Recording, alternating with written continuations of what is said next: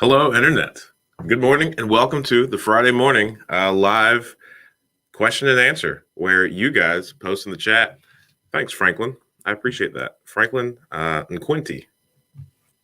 Morning and blessings to you as well. So I'm really excited. I just got back from a trip from Kansas last night. So I'm really glad to be back in Ohio. And in other news, last week we officially, no, this week. Yeah, this week before I went to Kansas, we closed on 2 properties that took us up to 101 properties. So I'm really excited about that. We have about 30 under contract at the moment. So we gave ourselves until like June to get to like 120 properties. That was the original goal that we set out to get. So we're ahead of schedule and we are really cooking. So really pumped about that. It was an important milestone to cross for us. I guess it doesn't really mean anything, but it feels nice. And that's all that really matters, right? Thanks, Sheamus. I appreciate it. I sure do. So any sort of real estate questions, personal finance questions, or just anything else you guys want to talk about, let me know. Looking forward to it. Because I'm going to mention it at some point eventually. Let me go ahead and post this this link to PropStream, the coolest software out there for. Look at that. And I was watching somebody else's live stream and I saw that they had like pinned their own chat. And man, that makes so much sense. So I just copied them too. Look at that. Now you can just click right there and get a free 7-day trial of PropStream. Oh man, I like it a lot. I've been able to do some really cool things with it. The main way that I personally use it is, and I find myself, the way I interact with it the most, it's got a lot of functions. It's a very helpful software.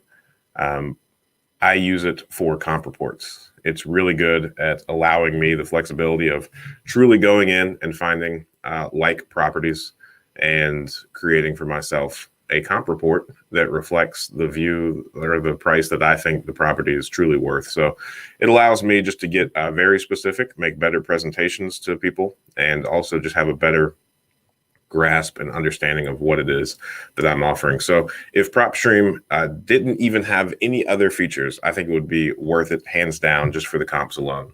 So it's really important just to increase your deal flow. You can do the skip tracing, so you can find out who owns and how to contact pretty much the owner of any property that you see that you want to have an additional conversation about. So I actually have it on my schedule to drive by the primary residence of an individual that owns a property that I am interested in, because the email and the phone number did not work for this fella. And I would really like to buy this house. And it has been vacant. According to the neighbors, I mean, it's still very well maintained. It's not like it's overgrown or anything, but it has been vacant for over 20 years. So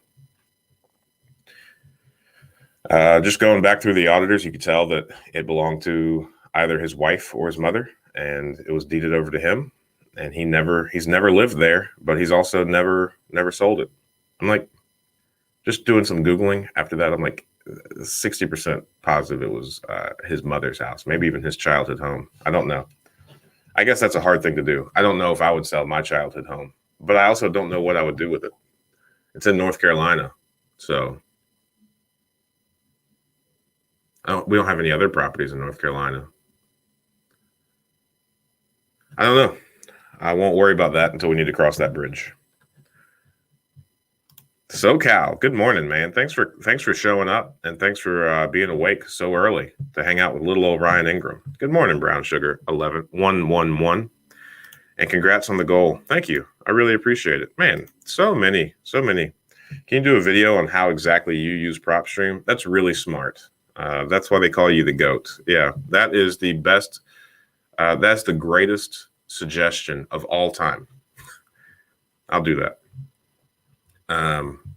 We posted that tutorial where PropStream did a presentation for the mastermind group, and I posted that. It's long. It's like an hour and a half, but it's pretty thorough But yes, I think exactly how I use it to find the pre-foreclosures, to do my research, and also to do the comps. I think that's a really good idea. Sheamus.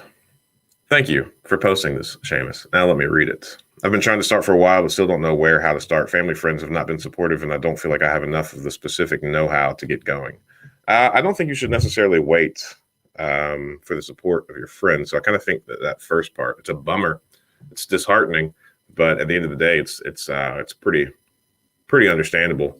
That whole like birds of a feather flock together type deal, right? So if your friends and family were supportive of you getting into real estate, it's likely because they had a good experience with real estate. And if they had a good experience with real estate, then you would likely have the know-how of how to get started in real estate, because your friends and family would be real estate investors. So I think it's extraordinarily common, very likely, and very reasonable that when somebody is interested in trying to start to change their life via real estate, everybody around them, it's a very common story. Just there's a overwhelming lack of support. So very common. And I mean, when I started, I had the same thing.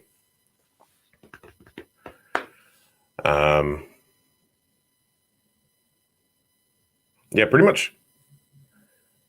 I mean, real estate investing is just such a funny thing. Like if you bring up real estate investing, I would say about 90% of the time, people will have like a negative response, negative reactions. They will make the statement of like, I don't want to fix a toilet at 2 a.m. Well, not only in the 100 properties that we have I never gotten a toilet call at 2 a.m. I have never, regardless of the time of day, gone out to fix a toilet. So I think the more you probe other people into like why they dislike real estate investing, you'll just see all the holes in it and the lack of experience that they have in real estate investing themselves. So I wouldn't give any credence to anything that friends or family say about real estate investing if they are not real estate investors. There's a fun quote by Jim Rohn that says, don't listen to the plumber's advice about real estate investing. And he's got one of his like fun Jim Rohn stories to go along with it. But I mean, pretty much when you are interested in getting started in real estate investing, the only people who you should actually seek the support of or seek information from are other real estate investors. So you're in the right place, Sheamus Bradley. Let's see. As far as the know-how goes, I mean, you're on here, so that's good. I have a lot of videos about real estate investing, and I think they are helpful. I'm a little bit biased, but I would watch a lot of those and then reach out with any questions that you might have along the way. I got interested in real estate investing in late 2016 and started doing some mild research. And I actually, before I got into real estate investing, was a big proponent and fan of dividend stocks and dividend investing. And my whole plan was to retire with perpetual cash flow from dividends. And then I had the pleasure of meeting a real estate investor down in North Carolina who really just kind of took me in open arms, showed me all of his commercial properties, all of his residential properties, and was nice enough to tell me exactly what he paid for them, how much he had to put into them, and like the types of returns that he was getting. And it was just like, well, if what you're saying is true, then it like dwarfs my dividend investing model. So I was very, very angry about that because I don't like being wrong. So I actually started researching real estate investing specifically to poke holes in why my dividend investing strategy was superior. And as you can tell, it was not. So I did not buy our first rental property until August of 2017. So I spent probably about 9 months just reading tons of real estate books, being active on like the Bigger Pockets forum, asking questions over there. And at the time, I was really the only place that I knew to go and ask questions or try and meet other real estate investors. And then I also commuted for a long time between Ohio and North Carolina, and for about 5 or 6 months. And that was about 18 hours a week of windshield time. So I listened to tons of podcasts and audiobooks also about real estate investing. So I think it is very reasonable that you don't know where to start. And I definitely am an advocate of front loading your education. So before you like start making moves. There are people that buy and get into rental properties without reading too much or thinking too much about what they're going to do. But that can be costly, and it's a lot cheaper to get your education on the front end rather than when you are in the midst of it. So welcome, Sheamus. You are in good company. I'm happy you are here, and I hope that myself and the other genius people on this chat can help you out. Good morning, Tolu. I think I'm getting that right. Tolu. I have a bunch of collections from the past that is preventing me from getting a home loan. Do they ever fall off completely? I think 7 years. And maybe you could reach out to them and figure out if you just pay them off. Are they down to remove it? I've heard some people doing that. It's wild. I mean, I don't know. I think I messed up my credit this past year. Fortunately, I was able to fix it. But temporarily, I was like down into like the low 500s. Now I'm back in the 700s. But I even did a video on how I messed up my credit. And man, I don't think before I messed it up, I had no concept of like what went into a credit report. So I definitely think that that is something that you should do a little bit of research and education on. But yeah, I think it's 7 years. However, there are tons of ways to get involved in real estate investing without ever using like your personal credit. And that's one of the cool things about real estate investing is you don't have to go to like a traditional bank in order to get financing. Now it's going to be a much harder road. I think in like the introduction to real estate investing series I did, like the black videos, the thumbnails are black and yellow, and they do not have my face on them. In that series, I kind of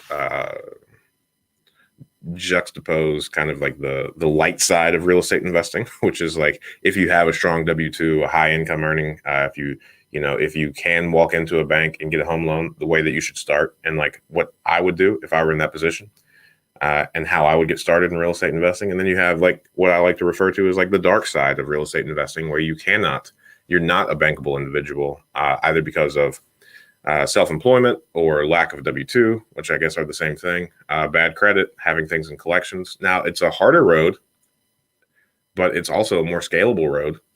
And if you are able to pick up a few skills, like, raising money from friends and family, talking to hard money lenders. Well, no, hard money lenders wouldn't do that. That was a bad suggestion. I misspoke. Seller financing, subject to. There's a lot of things that you can, and a lot of angles that you can work so as to keep everything off of your credit. Again, harder. You're going to have to like become a salesperson and an advocate for yourself. But I think the most important thing that you could probably do before you start that is really work on yourself and make sure that all of the kind of habits, character traits, disciplines that accidentally got you into collections and made your credit bad, definitely fix those first and pinpoint exactly where you went wrong and learn how to never do it again. And then I think you could really start exploiting those avenues. In your rental rehabs, do you ever run cable for TV and internet if the walls are open? No. I sure don't. I've honestly never thought about it. So good job, Cosmic Wisdom. But I wouldn't do that.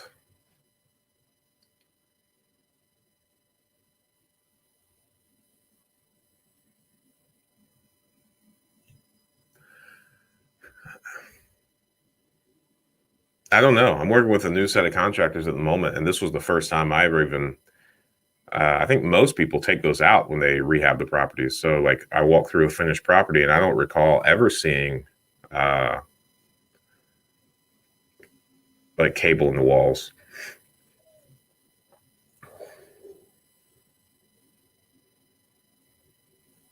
Yeah, we don't do that. And this new set of contractors, that was the first time there was cable there previously, and they just saved it. So they created they put a new outlet cover on it, and just kept it in the same spot. I don't think I would take on that responsibility. I think if the people who live there want cable or internet, then they can get whatever service provider to install that. Like even in the house that I live in, well, we don't have cable, but when we got the internet, I mean, they had to come in and run new service and install like a new modem or like Ethernet cable into the wall. So I don't know. I don't know enough about that world to even start doing it. I would say that falls on the residents' responsibility if they want that, and that's between them and whatever cable company or whatever else. Tolu, man, I'm learning. This is awesome. I'm listening and glad I came across. I already subbed after watching a few of your videos. Thanks, man. Don't hesitate to reach out. Every Friday morning, right at 8 a.m., I'm right here. I refuse to ever miss this. I've missed it a few times, and I don't like that feeling. So I'm gonna be here every Friday morning at 8 a.m. hanging out with you guys.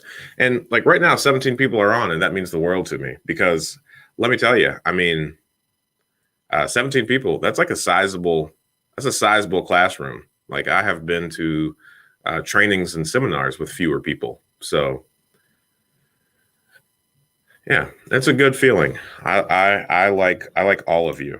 Yeah, my electrician said to let the tenants deal with cable internet setup. I had that random thought while we were waiting for inspections before we closed the walls. That makes sense. That makes a lot of sense. I like your electrician. The properties that you manage, are you in charge of the rent ledger and lease updates, etc., or did you hire someone? That's a fun question. Well, the answer is yes. So we have been doing it. I've been doing it for quite some time, kind of a combination between my brother and I. But we actually recently just hired somebody, and I actually met him on this YouTube channel. So just one of the many ways that this channel has proven to be extraordinarily beneficial. And now, yes, he's in charge of the collections, just reaching out to everybody, making sure that they are paying, have a plan to pay if they haven't. And he also works with our attorney to generate 3-day notices and post those, start the eviction process. And also now he is showing some of the properties that we have for rent. And yeah, he's very helpful, a very helpful fellow.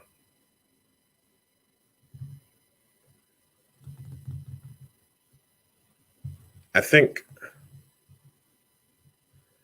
mean, everybody has different things that they like to do. And like the parts that appeal to me about real estate investing do not appeal to my brother and vice versa. So I would say making a list of all of the activities that need to be done and which one of those you enjoy doing and which ones you don't. And then, as you get larger, just start handing off the things that you don't enjoy or that you don't have the bandwidth or capacity to handle properly.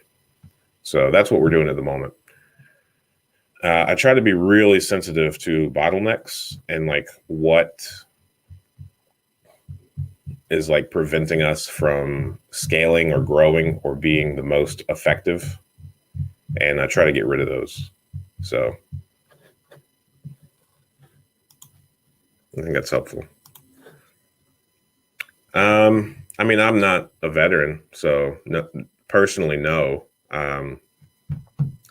I have helped a good friend of mine buy a 4-unit, and he used a VA loan. I did a video about that. It's called House Hacking Success. That's the thumbnail. So the only thing about VA loans that are a little bit consuming or difficult is they pretty much have to be like it has to be a pristine property. So, and I mean, it makes perfect sense because it's 100% financing. but that's the extent of my experience. All right, let's see. I've been told that I sometimes miss things.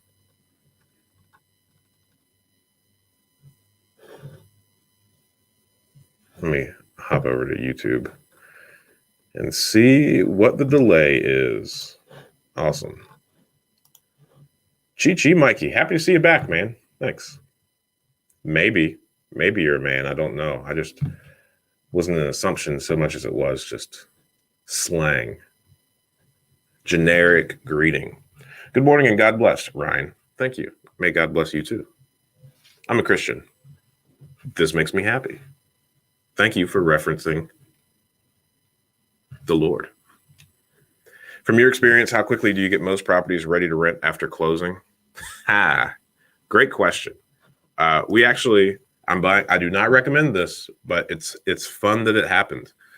We are buying a property from a good friend of ours. We have known him for quite some time. He is also an investor here in the area, and it was a property that was not in good shape. So we put it under contract, and I went ahead and started working on it. And closing got pushed back for some coronavirus things. The court system is really delayed in recording deeds at the moment. So that's why it was pushed back, because the deed needed to be recorded prior to us closing on it.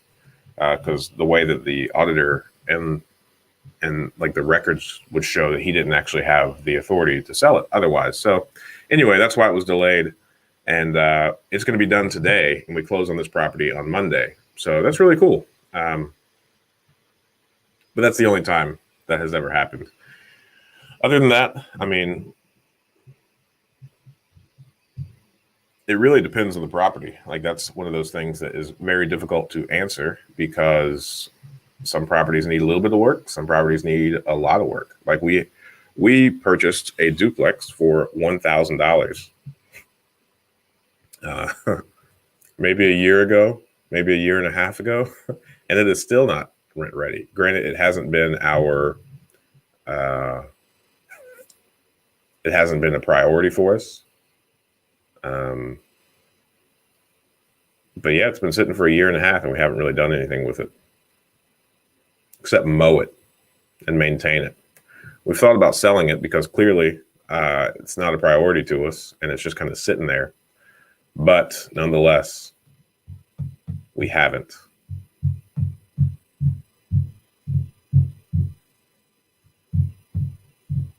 I'm trying to think of anything else that I could add about that. Now that we've taken over the leasing, though, one of the metrics that I definitely want to monitor is how long do we hold properties or have them rent ready prior to us renting them out. And I would like to minimize that time.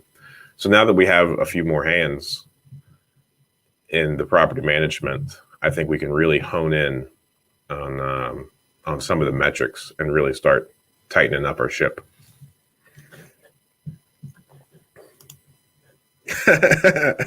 Awesome. Thanks for bringing your wife. This is fun. So there are 14 computers watching, but 15 people. Maybe some other people. So add one more to the total number of people. Oh yeah, thanks. Yes, I do. I enjoy buying houses at auction. I haven't lately. I haven't done it since they went virtual or stopped meeting in person. But I think they're back to meeting in person now. I think it's good. I think it's it's a kind of a what do they call it? You're kind of rolling the dice on it. So you don't have access to the interior. You have no real concept of what it's going to look like inside unless you illegally access it. So one of them, I mean, we bought it for $9,000 from an auction, and it needed $40,000 worth of work. And my best guess was that it was going to be worth like $35,000 when it was done. So I thought we were going to be really underwater in that one, but fortunately it appraised for like $56,000. I was very pleasantly surprised. But yeah, I had no idea. I had no concept that it was going to be so bad on the inside.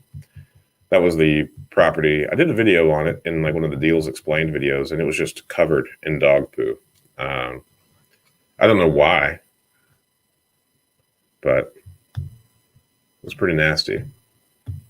And then, other times we have purchased properties from auctions and they needed like $5,000 worth of work. So it was a very pleasant surprise. Granted, the purchase price wasn't $9,000. I think for that one, it was like 20 or 25. So it's still a really good deal getting a rent ready house for like 30,000, but it's always fun. Could you talk about how to set up a business team? Did you use your own money? I would like to go the route of subject to or private money loans and fix and flip, but each have a different approach. You're right. Yeah, and there are pros and cons to both. I think Bigger Pockets really pushes like building a team, and I think it's going to be tough to do so when you're just getting started. And if I think back to when we first started and we had like just a handful of properties, I didn't necessarily have a team at all, and I don't think I commanded the amount of time to justify anyone like going above and beyond or out of their way to really help me, other than like just from a transactional basis. So I didn't have a contractor that I regularly used. It was very much so just like a trial and error, piecing out like one job at a time. Now I'm fortunate enough to have a contractor that pretty much only does work for us. But it wasn't until we had about 30 properties that we were able to do that. So I think a lot of people try to jump the gun because it's also difficult for people to build teams with like one or two properties because, a lot of the industries that support real estate investing are paid on a commission basis. So it's tough. I wouldn't worry about building a team. Now, I think it's good to like just learn the overall principles of building a business. Actually, I hired a business coach for the insurance agency. His name is Rich Allen. I've talked about him before, and I don't think you can see it, but he's written several books, but Business Tune-Up is the one that I have on the shelf behind me. And I mean, just understanding how businesses work. Again, like I just mentioned, I was very sensitive to like the bottlenecks. So I did my best to make sure that the quote unquote systems that we were putting in place at first were scalable. And I did my best to not take on too much.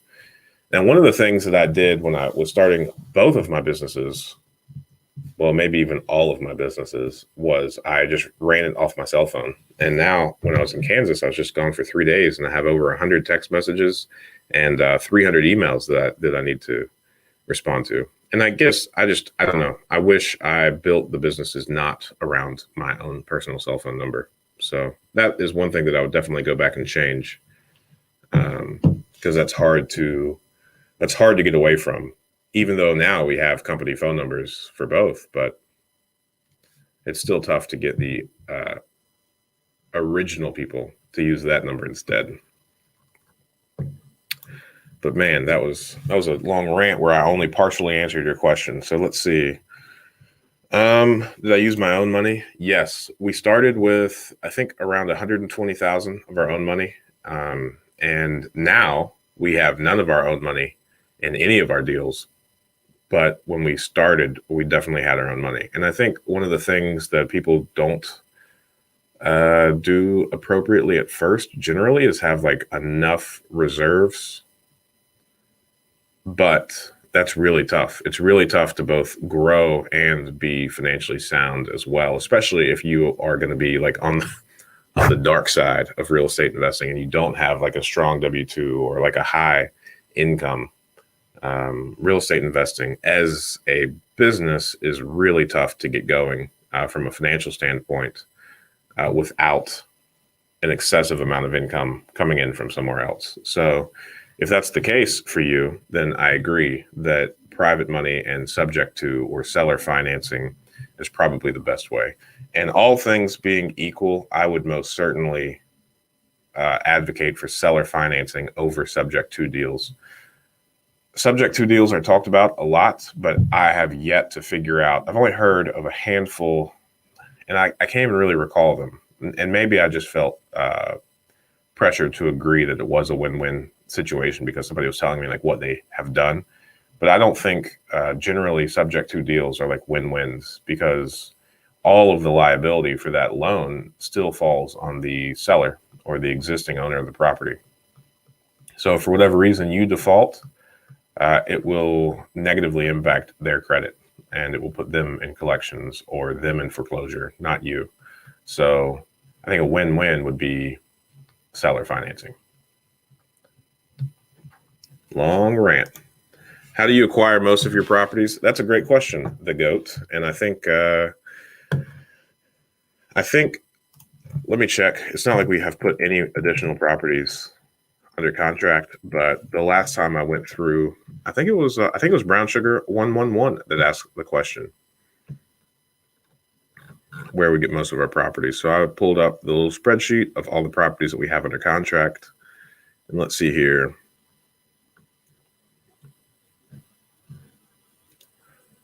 I was a little bit wrong. I guess we've closed on a few properties. We have 28 under contract currently, and 20 of those are a package deal, and we found that on the MLS. MLS. Okay, so at this point, all of the properties, except for 2, are from the MLS. And one came from like a word of mouth, and the other came from word of mouth. So both of them were just like referrals from other people that knew that I like investing in properties. So similar to how people say that you need like 7 streams of income, I would say that you need like 7 streams of like deal flow as well. Now, I don't know how nuanced you want to get. Like, let's say the MLS is like 1 stream. Wholesalers would be another. Other investors would be a third. And I was trying to think about this yesterday on the plane as I was doing a soft pitch on this idea. And I really couldn't come up with 7. But I know like 7 is like the streams of income thing. But I definitely think you need multiple avenues of deal flow. Oh, direct marketing would be another.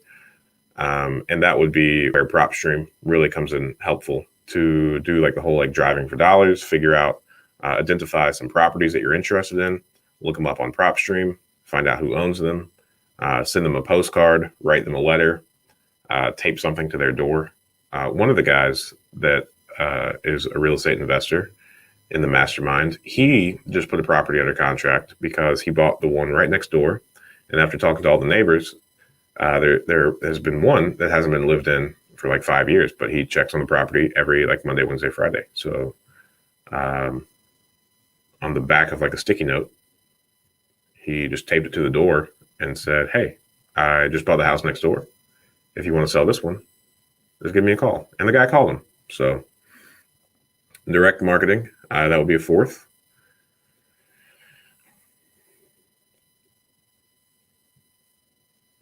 And then I think just talking, like one of the ways that like both of the referrals, I mean, those are both products of me talking about real estate at like every opportunity that I have. I think I'm very hard pressed to have a conversation without some aspect of real estate investing entering a conversation. And then as people see you perform, as people see that you are actually doing what you say you want to do, then I think people are just going to start, sending stuff your way. So multiple streams of deal flow is extraordinarily important if you want to build a large portfolio or even a small portfolio.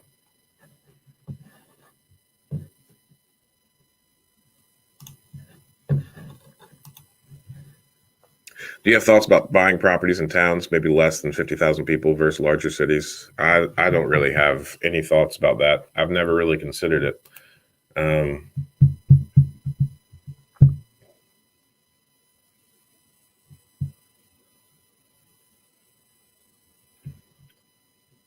mean,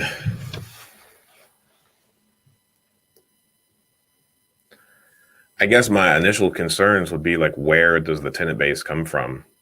And how diverse is that tenant base going to be? Like the demographics, like, are you going to be renting to like the same pool of like 30 people over and over again?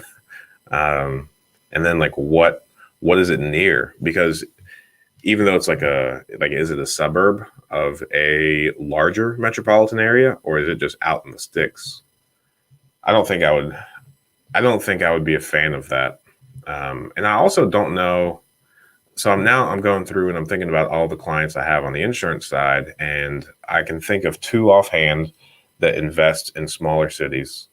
And one of them I've mentioned a few times, like land trusts, and for anonymity's sake. And she puts each of the properties that she owns in a land trust so as to keep it anonymous, because apparently she has gotten just like a bunch of heat because towns that small, being like the big fish in a town that small, could have some like social ramifications, I guess, if you live there. I really don't know. Maybe some additional attention of like the township or the municipality. If they think that your properties have deferred maintenance, I guess it'll be easier to pick on you. I don't know. I'm just talking off the cuff here because you asked a very good question, Chi Mikey. Chi Mikey.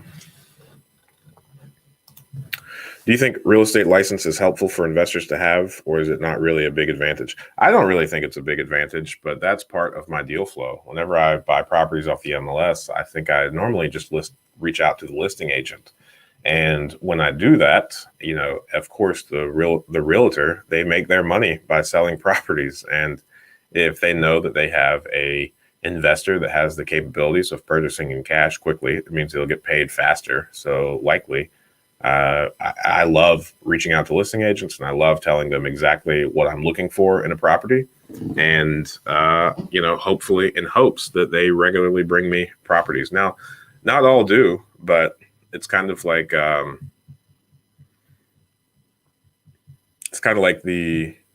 sales, like in sales, your conversion can only be so good. So if you want to sell 10 things, then you should probably reach out to like 100 to like 1,000 people, and then you'll get 10 sales. So it's kind of the same thing. Some realtors, tell me to kick rocks after they sell me one property. And so far, I think I've had two realtors regularly bring me properties. But at the same time, I know there are also realtors that are investors that save a lot of money by representing themselves on one half of the transaction. So I think it really comes down to a personal preference and what you're ultimately trying to build. So I don't necessarily want to be a realtor. I don't want to take tests or be held to certain like professional things. So I also really love using realtors as a means to acquire more properties.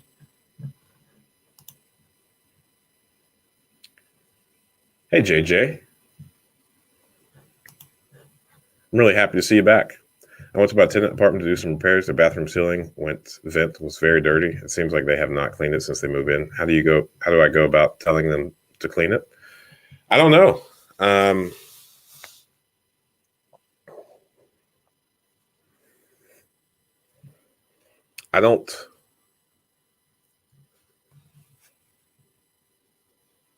I don't offhand understand.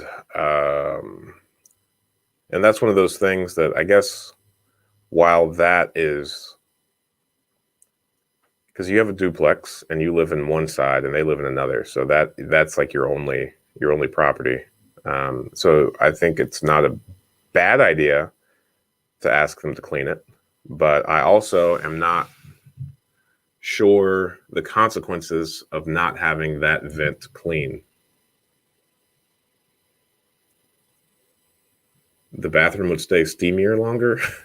I don't know. I'm trying to think about the downfalls of it being dirty and like how much that would realistically add to your cost to turn a unit. And I don't think it would do much. So I think you should mention it, especially if it's bothering you, and you said they're really good tenants and you got them a gift card, so that they should have no qualms with you. And it's also something that not many people would think about. Or maybe you could check on the furnace filter.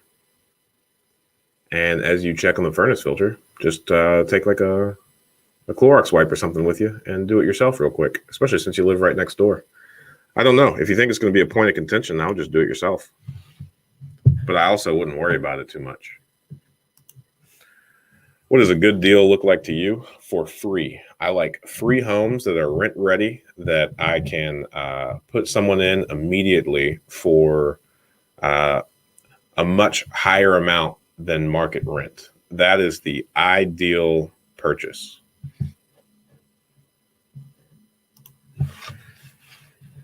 Yeah, thank you for coming back regularly. I really appreciate it.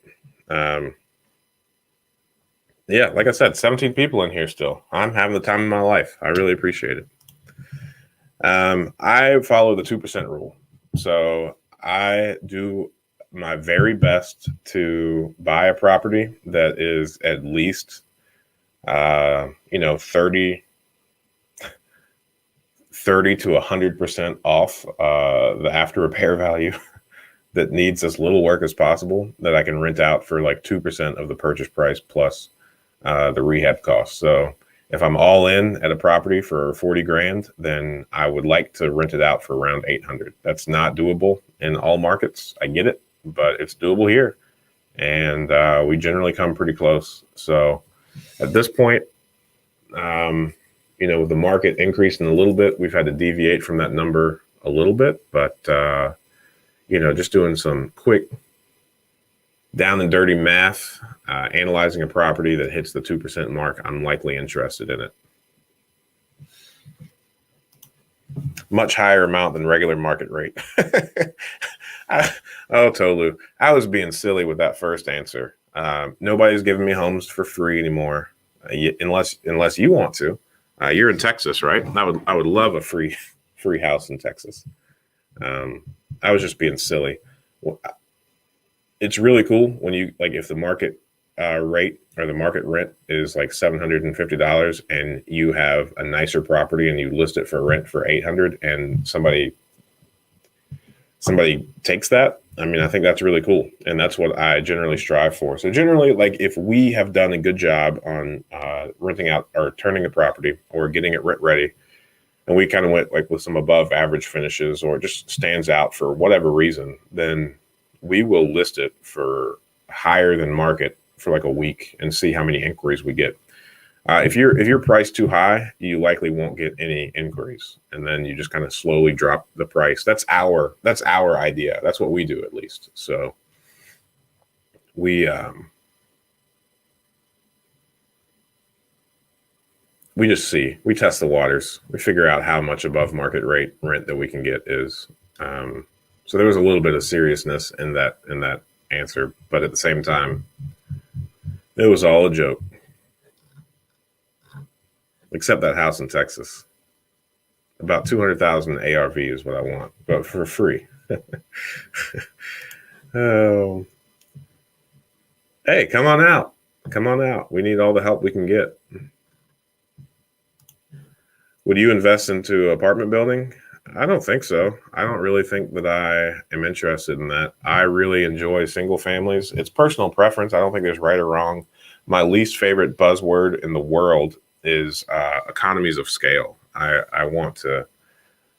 immediately want to exit any conversation that I'm having if I hear someone say that, and about why multifamilies are so great, because of economies of scale.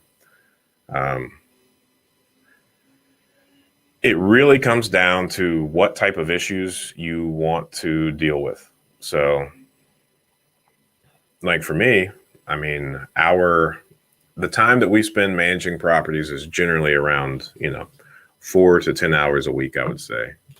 Single family stuff is very simple because the resident is responsible for pretty much everything to do with that house.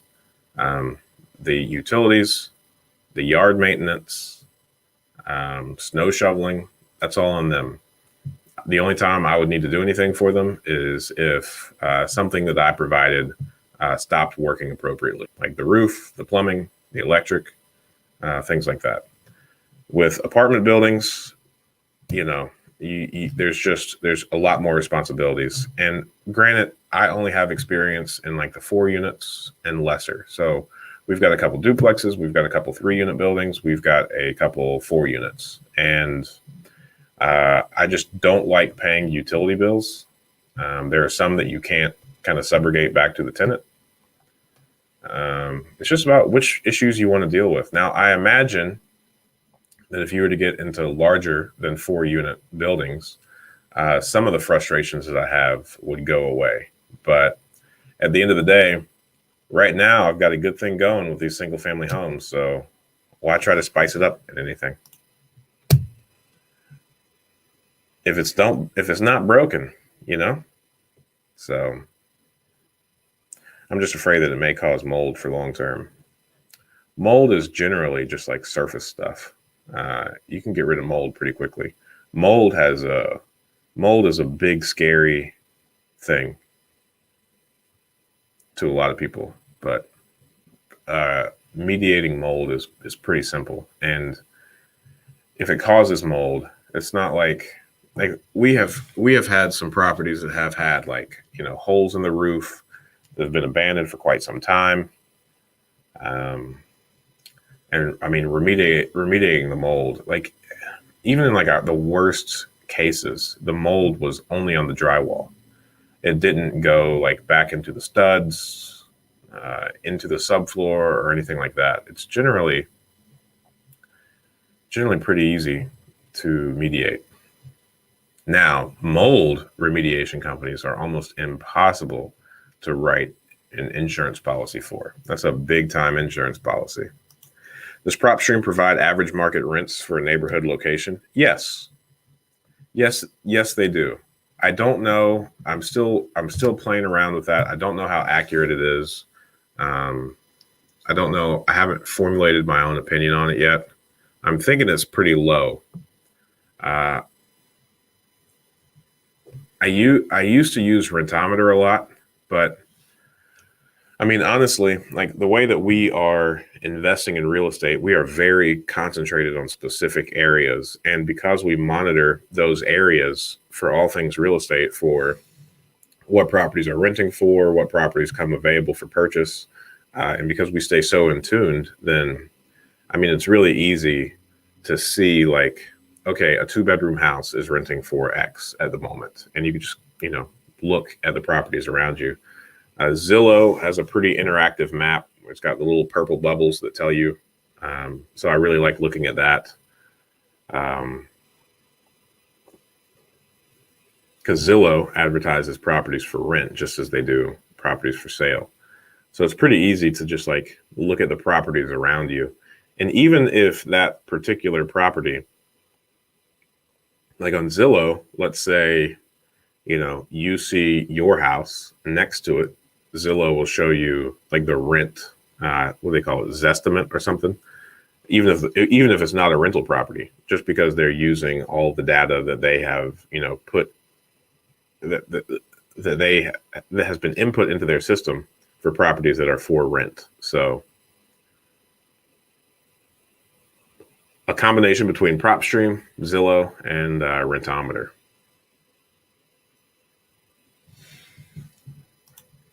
Any experience or comments you can make on senior residential living or Airbnb? Nope.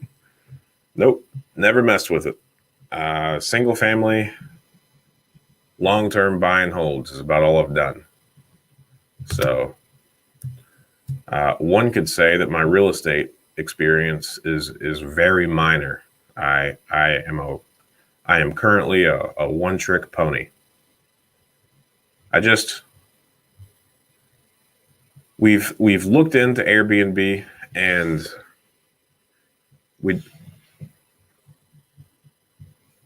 aren't necessarily against it, but the hardest parts about real estate investing are leasing and turns, and Airbnb magnifies both of those, right? So I think if we had a partner that was a very reliable cleaning company, we might consider it more heavily. But as hands off as renting our single family homes become, it almost doesn't make any sense to be more hands on, to only make, even if you make twice as much money, but it takes 10 to 20 times more work. I just don't know. That's one of those bottleneck things I was talking about earlier. It just, the scalability, the current systems we have in place can't handle that type of traffic. So it wouldn't jive well with the rest of our business, where it would be a lot easier for us just to buy 2 properties and rent them out, rather than trying to make one property perform or return the amount that 2 would. I'm just thinking out loud here. I don't think there's a right or wrong answer. And our number is at 21 people. I got lost in the eye of the camera lens, and I just looked down at my computer and saw 21 people. So thank you. I really appreciate it. So many things happening. What would you do with bubble loans if market would go down and you wouldn't have any abilities to refinance it? Bubble loans. Bubble loans. Oh, like balloons. Okay. So, okay. That's a good question. I don't know. What could we do? We could sell it. We could sell the property. We could talk to our lender and try to extend it, which would likely happen because, okay. So I have not been through a market correction or crash yet. I was not into real estate in 2008. I got into real estate in 2017. However, I have talked to several investors that have made it through the crash or the correction, whatever you want to call it. And here is what I have learned, and here is how I find solace or peace at night if this were to happen. So the market crashed, which primarily affected primary residents that wanted to move, or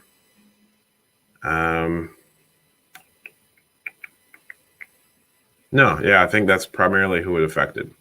Now, when the market crashed, if you needed to refinance something, you couldn't because you were likely underwater. If you wanted to sell something, you couldn't because it wasn't worth what your loan amount is. However, in this time, rental prices, they did not go up, but most importantly, they did not go down. So long as you still have a tenant base or people that you can rent out your properties to, then you could still have like a performing mortgage. Now, the people that I know also got burned were the investors that had short-term lines of credits.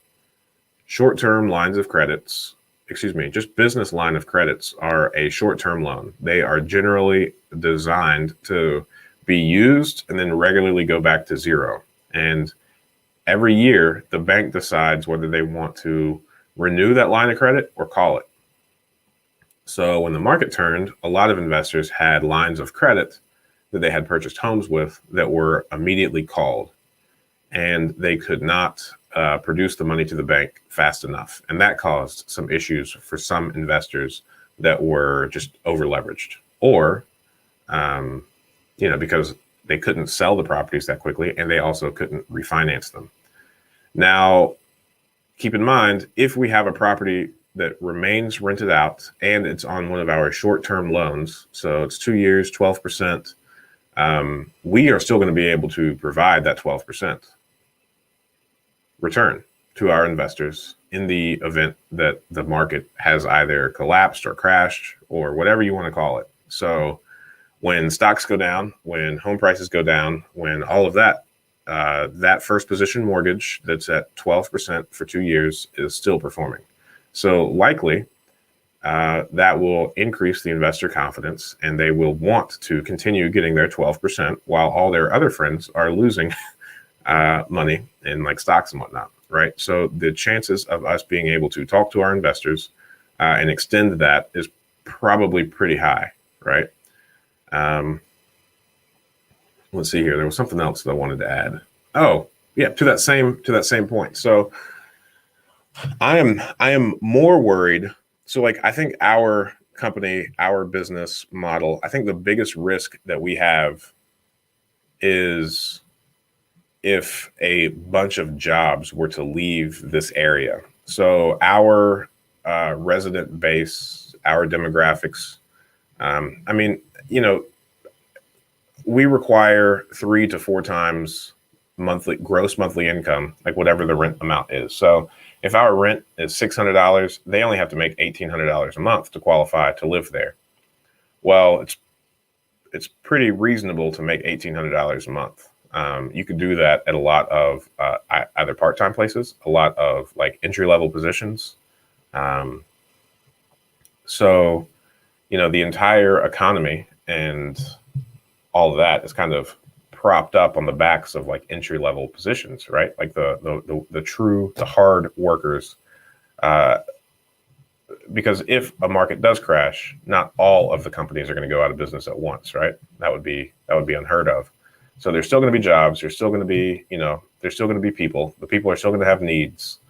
But all that to say, like I am more scared of a large employer deciding that they no longer want to be in the Dayton market. And if we have, you know, 50,000 jobs leave Dayton for some reason, then that would make us a lot more exposed than a correction in the market price, because our interaction with real estate is a long-term 30-year, 40, 50-year perspective. So from that point of view, it's going to be okay because we're not going to be trying to sell these homes during the correction. And if we are smart about the way that we layer our finance and we do our best not to work with lenders that are interested in calling notes when things get a little bit tough, so long as we stay and continually have the ability to perform, then I think we're going to be okay. So I don't think that is something that you should worry about. I think keeping jobs in your areas that you invest in is more important than perceived values of homes. Hope that was helpful. I had fun talking about it. I also hate when I catch that this covers up my entire face. I'm sorry you couldn't see my mouth move as I answered that question.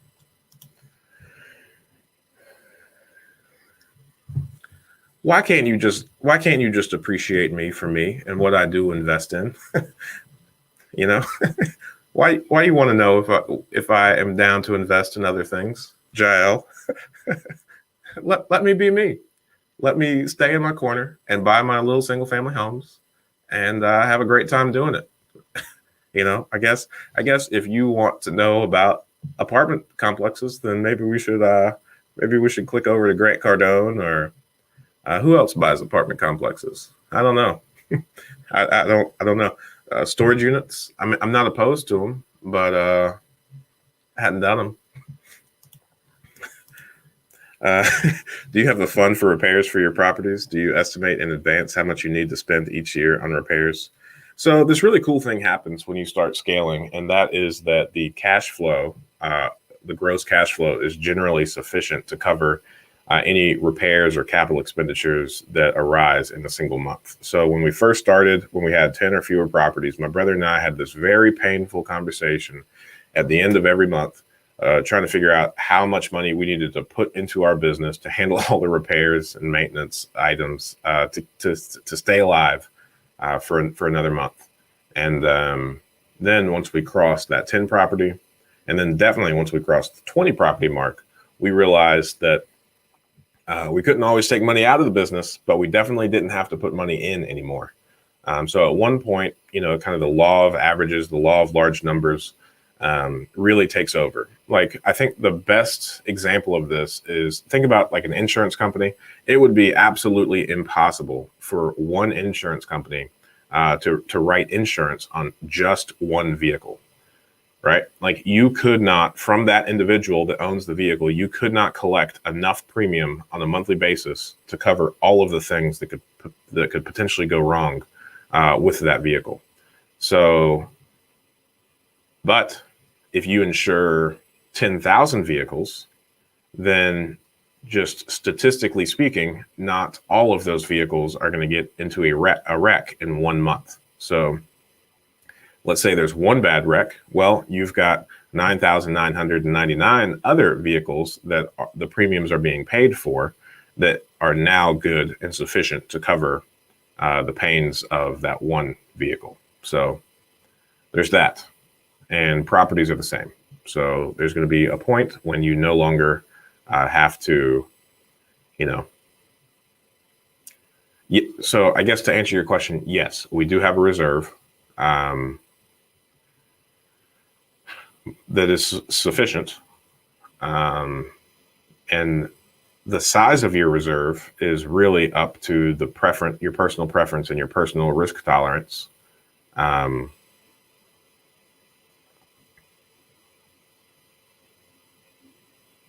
But I think you reach a certain point. Like, I don't think it would ever make sense to have less than like a $10,000 or $15,000 in reserve, even if you just have one property.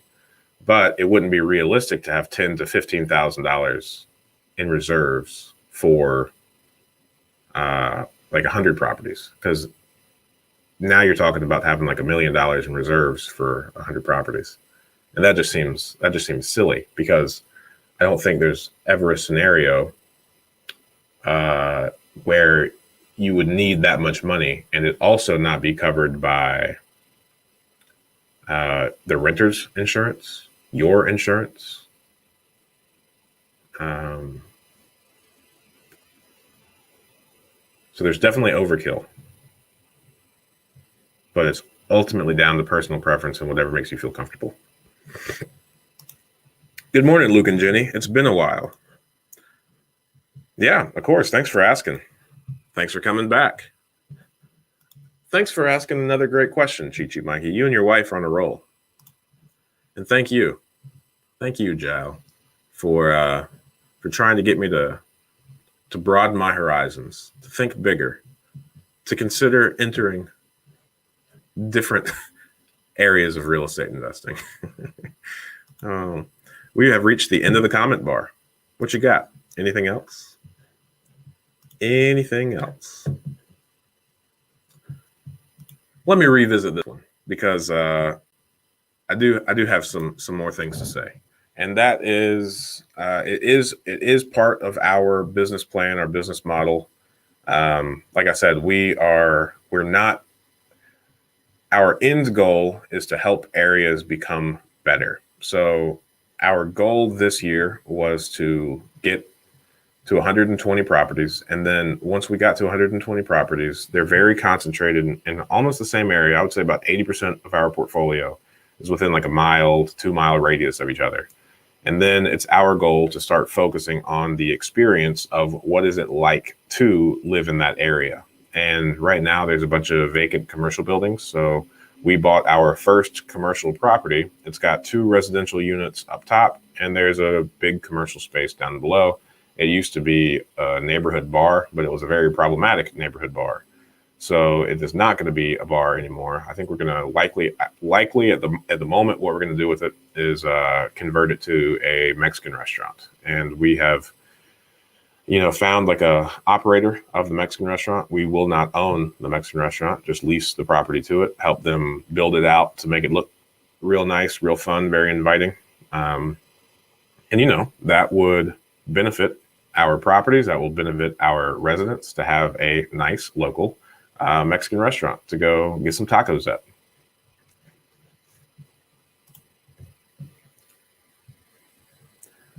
Nope. I'm a one-trick pony. Any thoughts on lease options? I don't do it because I want my homes. I don't want to give them away. I don't even want to sell them. You people are funny. No, I don't use them. I like to keep my stuff. If you're interested in them, I think you could probably make some good money in them, but just be careful not to be kind of predatory. A lot of the lease options are kind of predatory on people that aren't financially sound, that don't really know what they're doing, and a lot of times, I spoke with one guy that did them, and he was a little bit of a sleaze bag, but he was kind of bragging about the fact that just the way that he wrote the contracts, he required a larger down payment, probably about 10, 15 grand on like a 50 grand house. So it's almost like it's almost like an investment property for these people. And then because they have to put like so much down, like 20, 25% down. And then he just had it all worked out to where they would never have more than, he did like some sort of balloon. And then it was, I can't remember the exact law, but he was just saying if on the lease option, if they don't have more than 30% equity, then it's just like an eviction. It's not a foreclosure. So, he was collecting money, making the people responsible for the maintenance. And then there was like a very, very small chance that they would ever have the ability to make the payment. And then he would reclaim the house. And if you do a little bit of research on lease options, you're going to find that the majority of them were pretty predatory. And that's one of the reasons that like the Dodd-Frank Act came along. So just be good. Do the right thing because it's the right thing to do. Be nice to people. One of my across all the businesses that we have, one of my main kind of mottos or mantras is, make money at the service of others, never at the expense. And that's very important to me. How do you choose where you buy, as in which states? I only have properties in Ohio. Also, could you quickly talk about how you go about your assessment of whether a property is a good match for you or not? We have a very specific thing of what we're looking for. So like I said, we are focused on like one area at the moment. We're focused in like one neighborhood. About 80% of our properties are within like a mile and a half radius of each other. That's allowed me to get really kind of laser focused on exactly what properties are worth, what properties are renting out for. So it's very easy for me to make a quick assessment on whether a property is a good deal or not, because I'm just so familiar with that zip code. We have identified the areas that we feel comfortable investing in, the areas that we do not feel comfortable investing in. And that all comes from driving through it, making sure that we feel comfortable there, making sure that we would be interested in living there ourselves, and making sure that we feel like we have the ability to increase the value of that area, albeit, when we first started, there were a lot more vacant properties. So we spent a lot of time taking like just completely abandoned, boarded up properties and making them really good homes again. So that increased the value. So now there are lesser vacant properties or boarded up homes in the area, which makes the area look a lot nicer. And then next stop is trying to fix the commercial space and just improving that overall thing. Now, we're not going to stop buying single family homes. We're just going to start slowly venturing off into like commercial stuff and encourage encourage small business owners that are interested in doing something like a coffee shop, tea shop, small little grocery store, things like that, and try to build those people up just to overall help the community. So that's our overall kind of vision of what we want to try and do. Now, granted, we don't have experience in a lot of that stuff, so it's going to be a learning process, but that's kind of what we do. I know there are some people out there that have like 2 properties in Texas, 2 properties in Minnesota, 2 properties in Arkansas. I don't know how that's a sustainable business model. I don't know why you would do that. It doesn't sound very scalable. It doesn't sound like you're ever going to be able to retain a contractor unless you fly them around, pay for hotels for them, which just seems silly. Looks like you're going to have a private village there. I don't know about that. There's a lot more homes in there that we own. We don't even have like, I don't know, 1/10% of market share. It can be a gray area if intentions aren't good. The goal should be to get folks in a position to buy. I mean, there are banks. I don't know. Like there are 8,020 different ways to make money in real estate investing, right? And one of my favorite things about real estate investing is there's just as many ways to make money in it as there are personalities investing in real estate. So if this is something that is important to you, then I think you should most certainly pursue it. But as far as my expertise, the more questions you guys ask, the more I realize I don't know anything about real estate. Maybe I should rebrand this channel as investing in single family homes in one area to make it a little bit better. If it's outside of that, I don't know anything. Oh, how's your company handling properties that's not current with rent? I mean, that's how they're always handled. I don't know if that's like a pandemic question or if it's just like a general question. I mean, the cool thing about real estate investing is I would look at it more so like a franchise model, right? So like there are already systems in place. They're already supporting industries. The law has already, dictated what you can or cannot do to people that are or are not paying, right? So it's not like there's any proprietary data or information or ways to go about to doing this. There's actually a very established system already in place. So if somebody does not pay their rent, you ask them to pay their rent.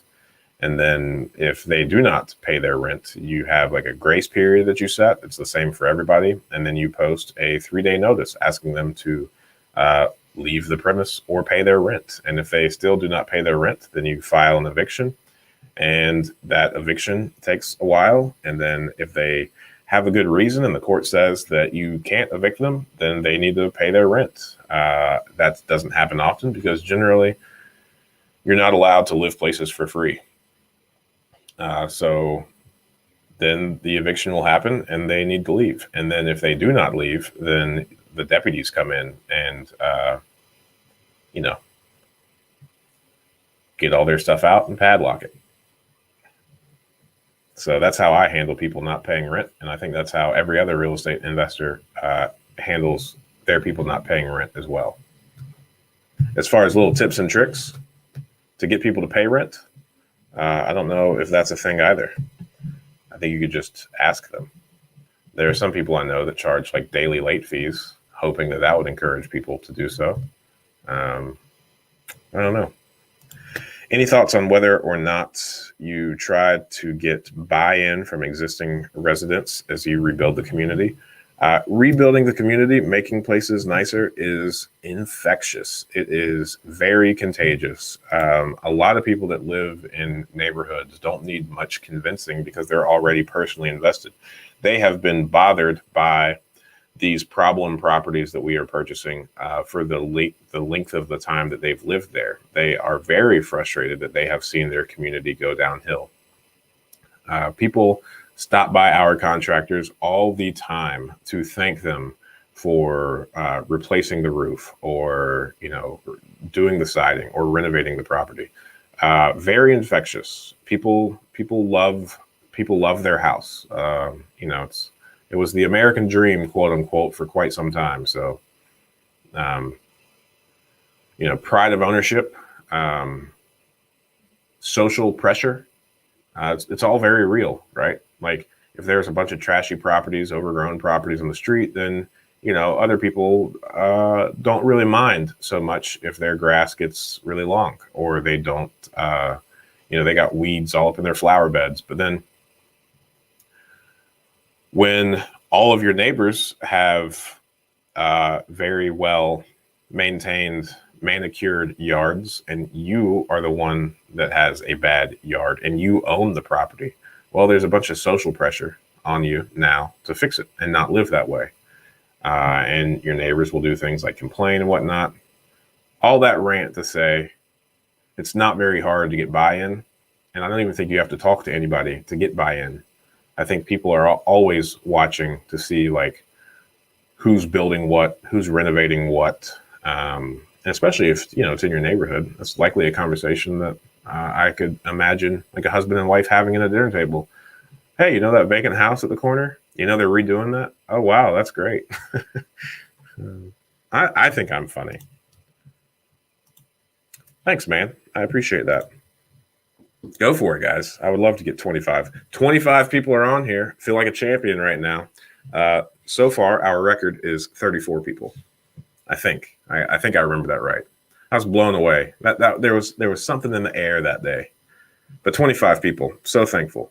Most people in here are likely green like me. Appreciate your experience and knowledge. Yeah. Thank you. Thank you. I'm funny.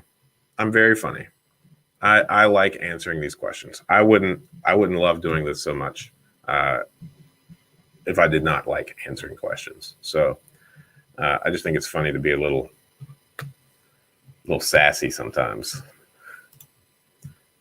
Hello, Notary. Thanks for going back and watching the video of me answering your question. And I saw your comment last night or a couple nights ago that said that notaries are mobile and title companies likely are pretty stationary. I think that's probably true for the most part. I know the title company that we use, they have gone to people's properties if they've had some sort of like inability to show up. So I think it's a good service. I'm very interested to figure out how you market it and make a business model around it. Do you have all your properties under your own name? Nope. No, I don't. Generally, our attorney and our CPA have come together and they have decided on the very arbitrary number of 10. So we have 10 properties per LLC. So each time we buy 10 properties, we create a new LLC.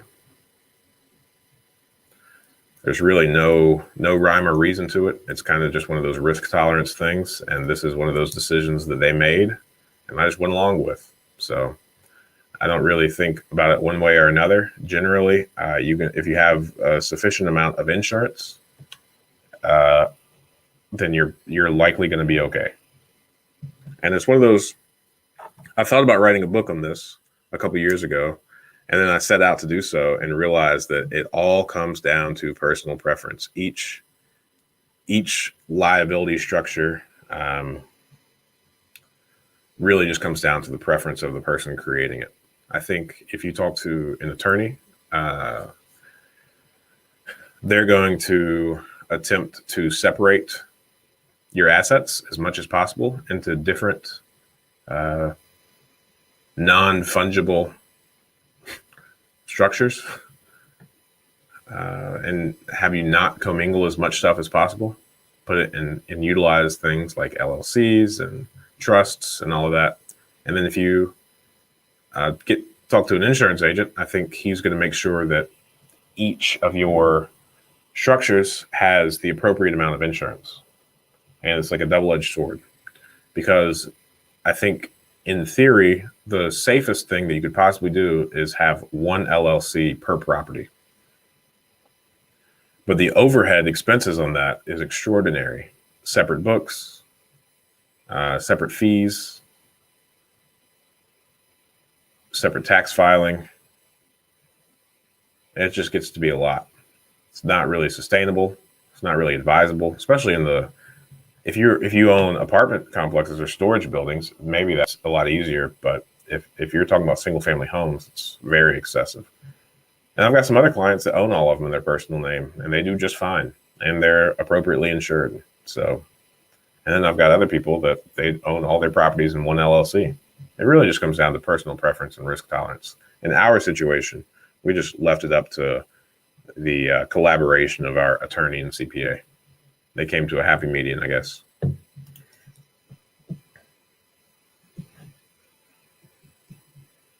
I don't know. I mean, I don't. This is one of those things that I really, really don't like talking about. This is structure and whatnot. I mean, there's a million different ways to do it, and at the end of the day, it's whatever you want to do. I got really snarky. I think it was 2 weeks ago when somebody asked me about this, and I'm doing my best to mind my attitude about it, because I should never be snarky about anything. I just, for some reason, I don't know why, I just really dislike talking about entity structures. How'd you find your lawyer and other team members, and who would you say are vital parts of developing a team from early on? I think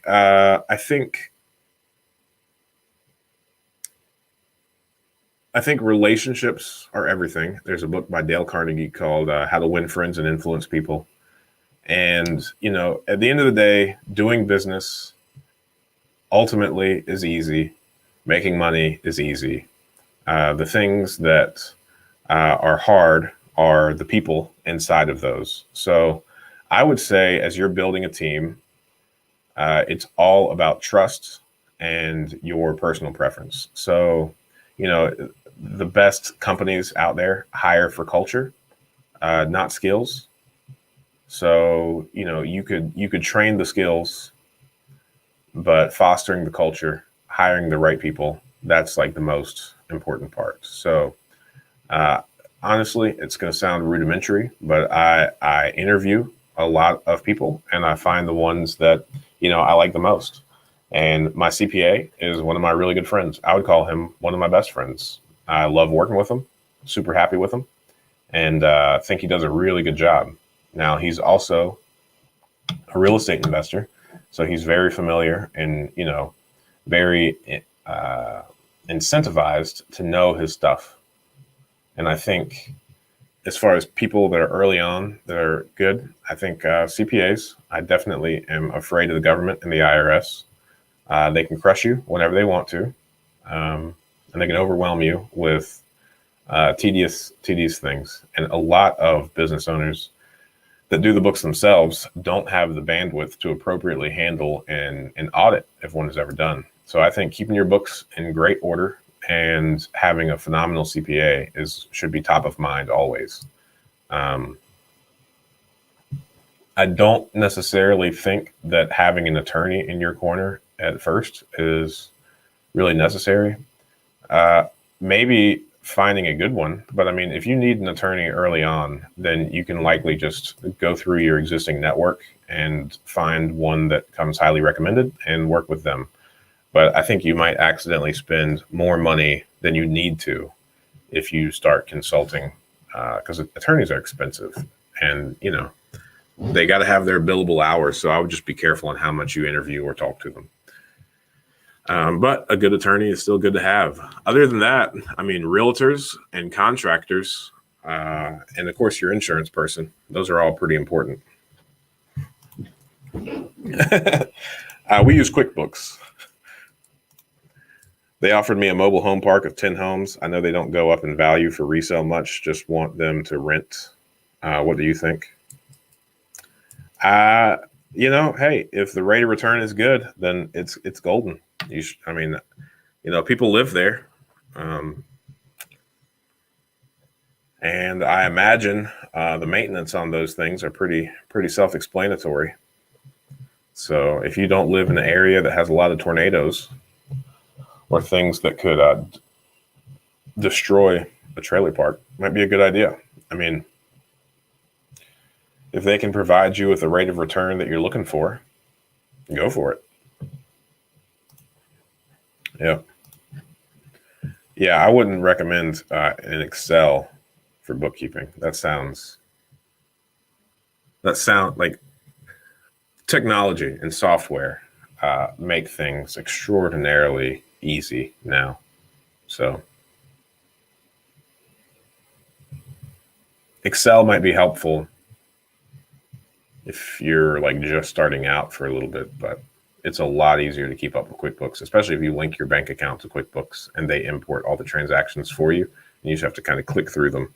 You can even set up rules that each time that company comes through, it is for X.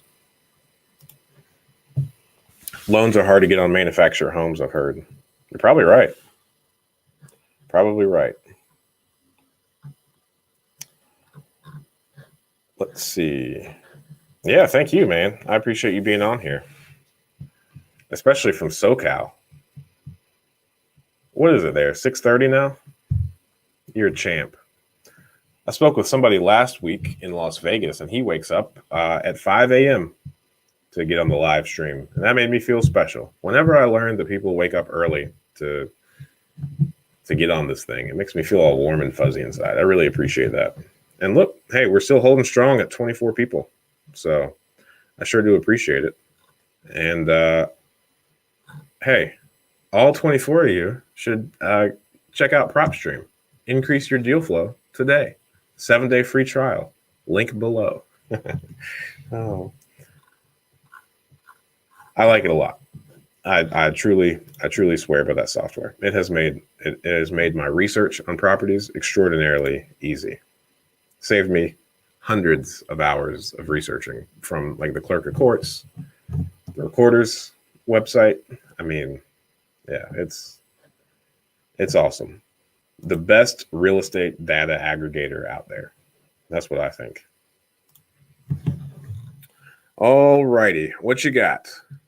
We have reached the end of the comment stream. So, any questions that you have today, except for legal structure? Thank you, Luke and Jenny. I'm silly. 25. My wife's still here and she's enjoying it. Nice. I'm happy to hear that. I think getting into real estate investing with your spouse is one of the coolest things you could probably do.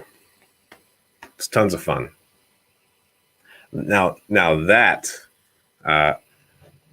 that Sheamus, that's the real team member that is most important that you need to have on board from the beginning is your spouse. Yep.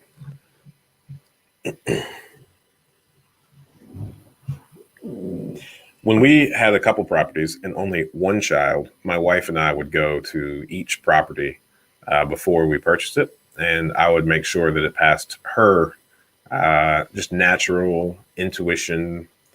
Is this neighborhood safe type deal? And if my wife would live there, we would buy the home. If my wife would not live there, we would not buy the home. But then this crazy thing happened. We kept having more kids and we kept buying more homes and it just got less and less feasible. So now she doesn't do that. But hey, as soon as these kids start going to school, we'll probably do that again. I really like her. I like her a lot. I'm looking forward to hanging out with her some more when the kids go to school. We have 4 kids and they are all under 4. So my oldest will start preschool, but my youngest was just born December 1st. So he's a real little guy. My oldest is a boy and my youngest is a boy. The 2 middle kids are female. They are tiny little ladies. Yeah, man, absolutely. Hey, my wife tried, she got very nervous the first property that we purchased. So nervous, actually, that she asked me to back out of buying it the night before. So like 9-10 p.m., I was texting the realtor trying to figure out if we could back out of the deal.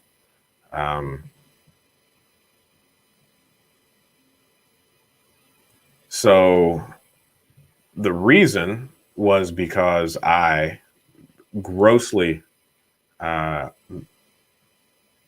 underestimated how much it would cost for us to move from North Carolina to Ohio. And then because we bought our first duplex in cash for $35,000, and that was going to leave us with like less than $10,000 in our bank account. And she got very nervous and did not like that at all. And at first, I really don't think she was much on board. But I think this is really important. And this is, I'm no marriage counselor by any means. But what I have found works well. So you just said that you are new. So I'm going to take a few minutes and just tell you a little bit about how I got here where I am. And that is, I got into law enforcement right when I was 21 or so. And that was fun. I had the time of my life until I got married. I met my wife. She was an assistant principal at a charter school that I worked off-duty jobs at, which is how we met. We got into a foot chase with a kindergartner on their first day of school together. So the kid didn't want to go into the school building, some separation anxiety from leaving his mama, and he just took off running down the street. So my wife and I chased after him. She was not my wife at the time. And when I caught that little rascal and picked him up and handed him off to that lady, I said, wow, what an attractive lady. And then we actually went out on a date in January, and we got married in October. And then we had our first son, our oldest, and it was very important for us that she be a stay-at-home mom. So because that was the important thing, at the time I was making like 44 grand a year in law enforcement, and we just couldn't swing that on like our like cost of living. And, we could have done it, but we would have been like going to like the paycheck to paycheck type lifestyle. So then I set out to figure out how to make more money.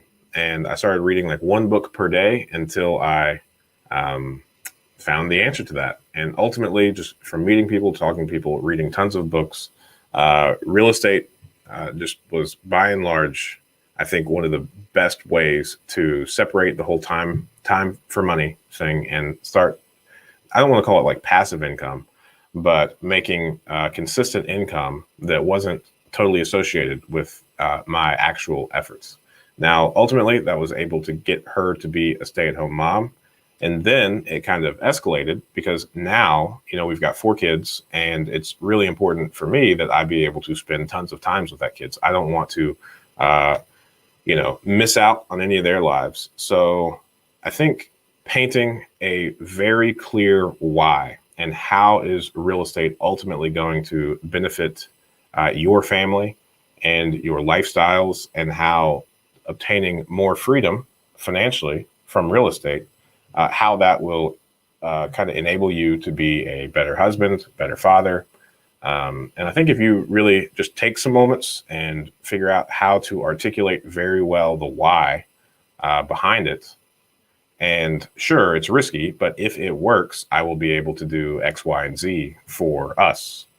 I think the more you could paint the ultimate goal or the ultimate picture and figure out how your family fits into it, I think that's like the most helpful. Now, I also have some friends who their wife is just so conservative. They only want to talk about mutual funds. They do not want to talk about any alternative investments, and that's okay too. So to each their own. But that's my story. That's my story.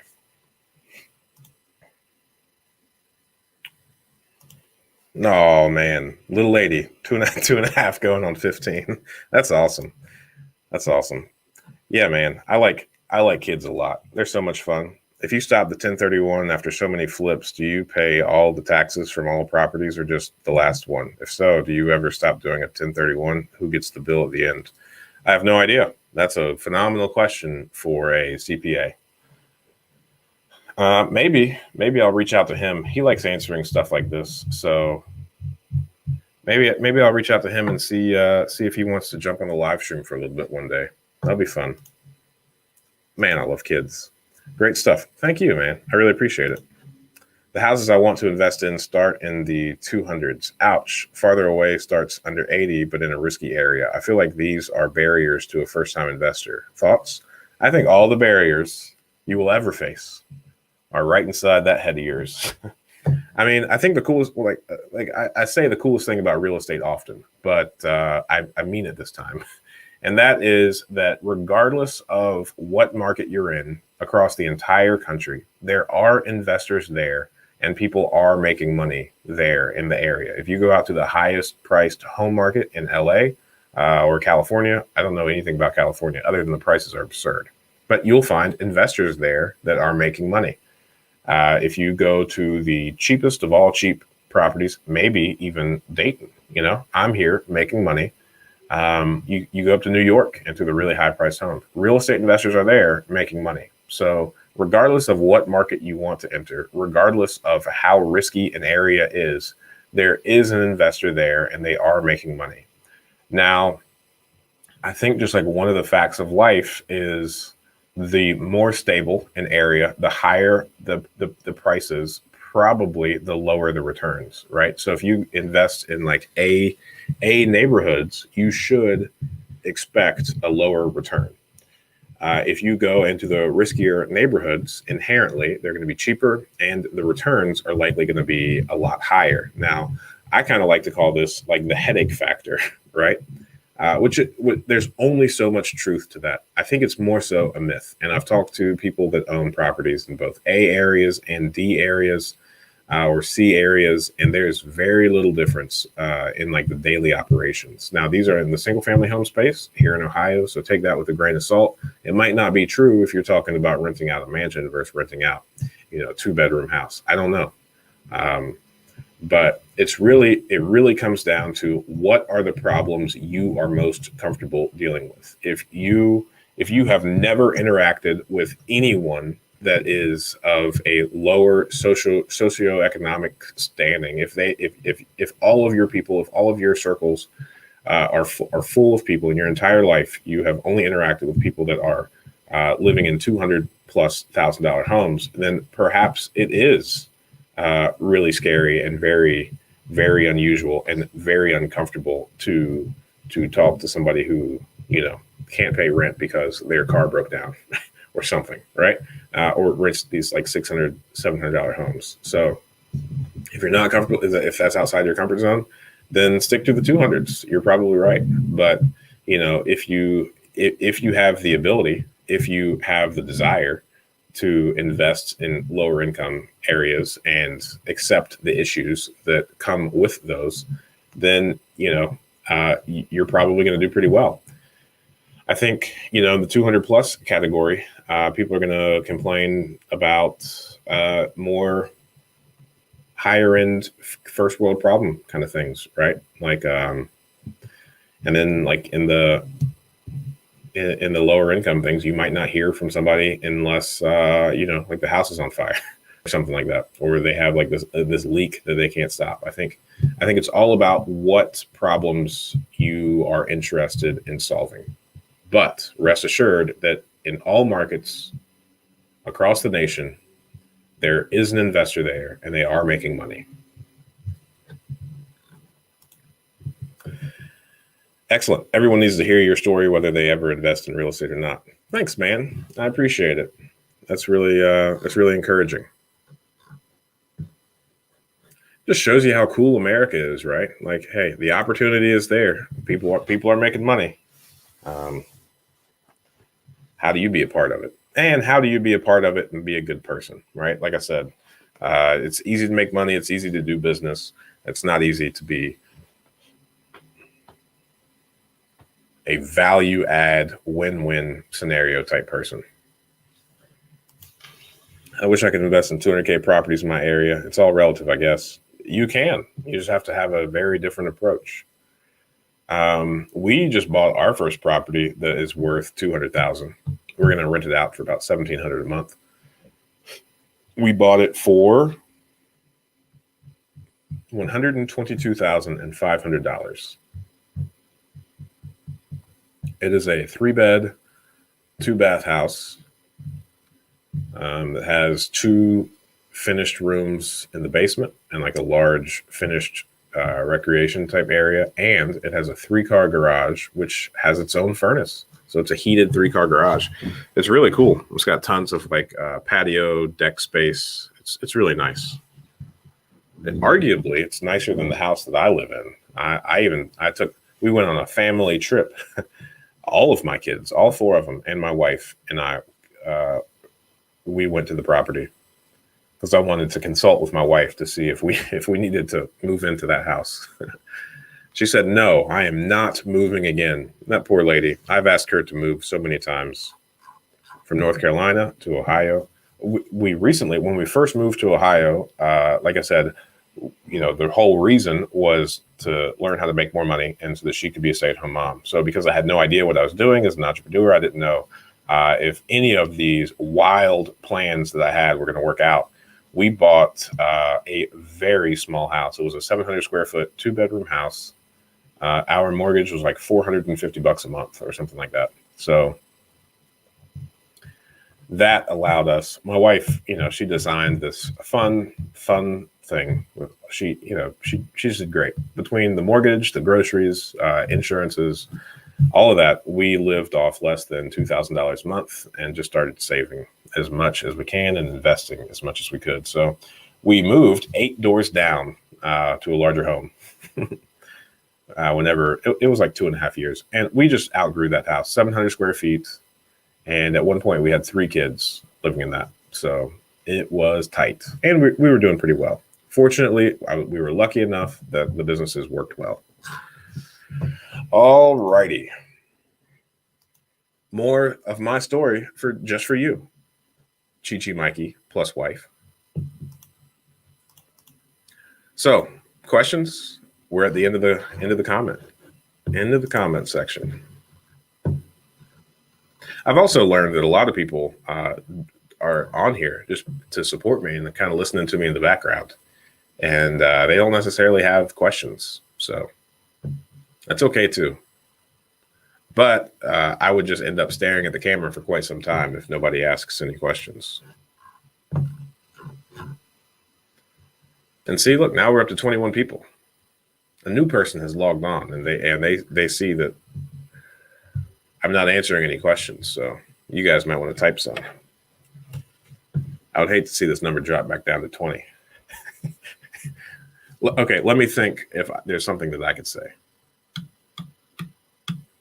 Let's see if I had anything happen to me this past week on the real estate side that I wanted to share.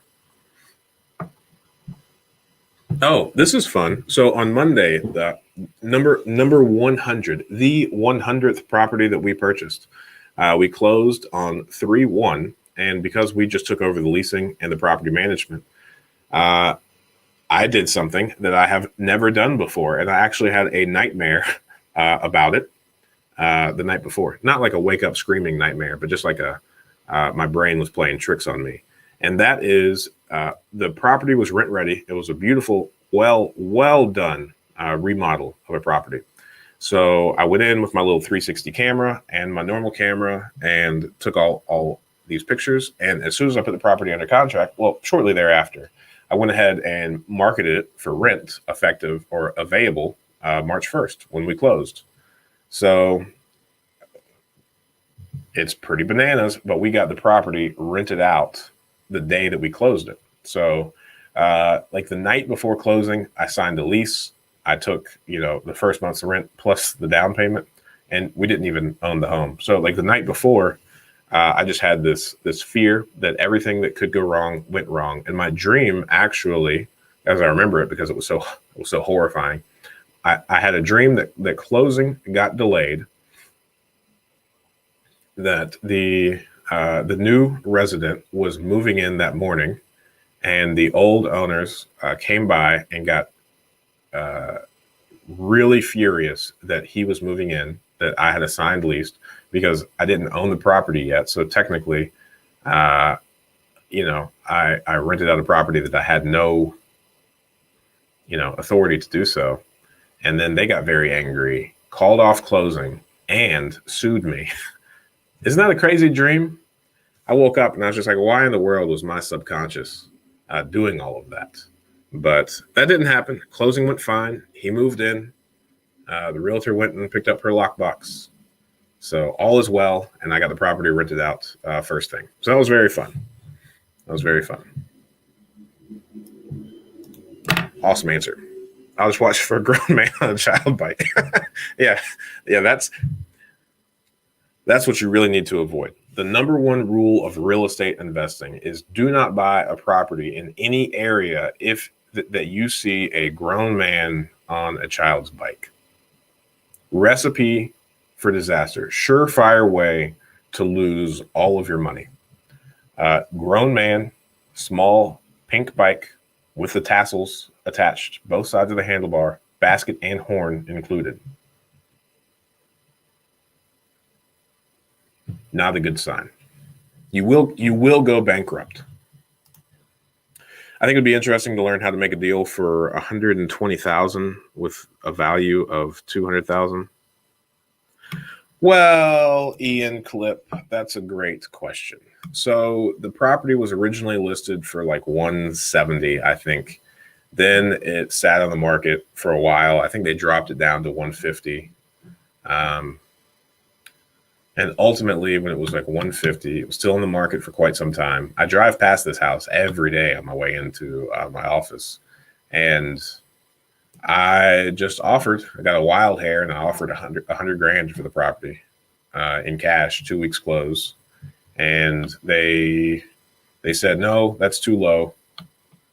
But they said that they would do 125, and then we countered at like 120 and ultimately settled at 122.5. Now, here's the thing though, and this is one thing that I've been kind of learning about. It doesn't make any sense, but just because a property won't sell for something doesn't mean the property won't appraise for that, right? Like this property definitely has its faults. For a family, it has a very small yard. The front yard has 2 big trees in it, and it is about, I don't know, maybe like 15 feet deep before the sidewalk. It's not an area that you could really play in or do anything really that productive in, other than, I guess, like put a blanket down and have a picnic or something. But it would be a bad area to do that because right across the street, so the front door faces the backside of a bar, like just like a local neighborhood bar. So, you know, there's all the things associated with that. And then on the right hand side, if you're at the front door, like the right side, there's one of the main roads. So it's very loud. And then at night, you've got that bar. There's no backyard. The backyard is like all concrete and deck. There's like a multi-tiered deck system. And then it has the 3-car garage, but again, there's no driveway. It's like a garage right off the alley. So like it's a really big house with a lot of rooms on the inside. So it's built for a family for sure, but the location doesn't necessarily, it's not too inviting. It's not, I don't know many families that would say, you know what, this is my dream home. I want to live here forever, right? So it's not that kind of home. But there are properties in the neighborhood, same square footage, same number of beds and bath that actually are worth the $200,000 mark and sell for that. So this one in particular, the location really got it. Now it's going to make a fantastic rental because a transient type individual, somebody that's not planning on like putting their roots down and raising their kids here, are going to love the house because it's a phenomenal, especially if it's like a very young family that still wants to like entertain people. Like that multi-tiered deck system in the back, the 3-car garage that's heated. I mean, you could do some really cool things down there. The large basement. It's a great place for like entertaining and having a fun time at. Not necessarily great for raising like a family of 5 or something. So it can appraise for that, but can it sell for that? Probably not. Now, when the appraisal comes back, when the appraisal did come back at 200 grand, which means we can borrow 75% of that, but we likely won't be able to sell it for that. But since we're planning on holding this as a rental property, it doesn't really matter what we can sell it for. I hope that makes sense. Ian Clip. Great question. Hey man, I'm happy to see you on here. This is fun. I wrote a whole book on it. Have you read it? Yeah, right there, back in the blue. Rental property insurance, an investor's guide to insurance. It really depends on personal preference. I have all of my properties written. So most of the big box companies, your State Farms, your Nationwides, they force you to buy full replacement cost coverage on your properties. Now, insurance is regulated on a state-to-state basis. So what's true for insurance in Ohio is not true for insurance in California. So these big box stores that insure the entire nation, they just make this like sweeping, average. So like them forcing people to insure properties at replacement cost is extraordinarily expensive for lower priced markets like Ohio, where you can buy a perfectly good home for like 50 grand, right? So in Ohio, because Ohio is regulated by itself, there are small local insurance companies, like regional insurance companies, that are a lot more flexible than just like calling a State Farm. So we have two different companies, and they are very flexible. One of them insures off purchase price, and they're willing to go up to like 1.5 times purchase price. Now, what's cool, that's also unique to smaller regional insurance carriers, is that they will insure it at 1.5 times the purchase price, but they are also willing to do it at replacement cost. So if the house burns down, let's say, you buy a property for 50 grand, you can write a $75,000 insurance policy on it. In the event of a total loss, you get 75 grand. So that's going to be enough for cleaning up the lot and making you whole from a financial perspective, so that you can go out and spend your 50 grand on another property.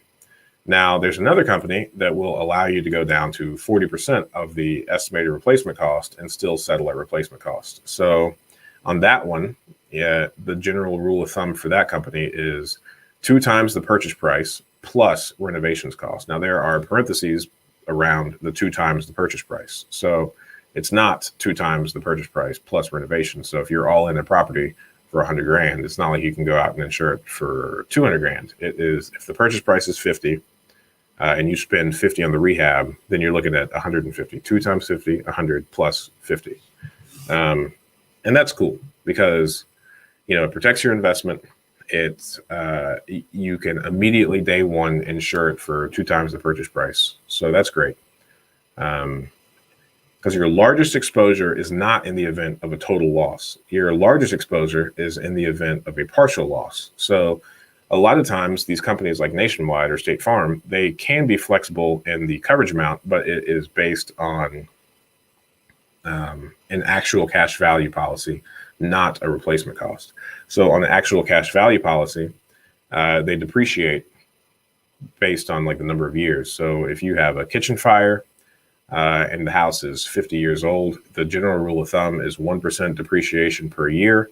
So up to 50% depreciation. So if a kitchen fire occurs and it costs 15 grand and your house is older than 50 years old, then they would depreciate it by 50%. So now your payout is $7,500 less your deductible, not the full $15,000 less the deductible. So it would be a very bad thing. And people generally don't like to write actual cash value policies because when the time comes that you need to utilize the insurance policy, you're likely not going to get enough money to actually make the repairs.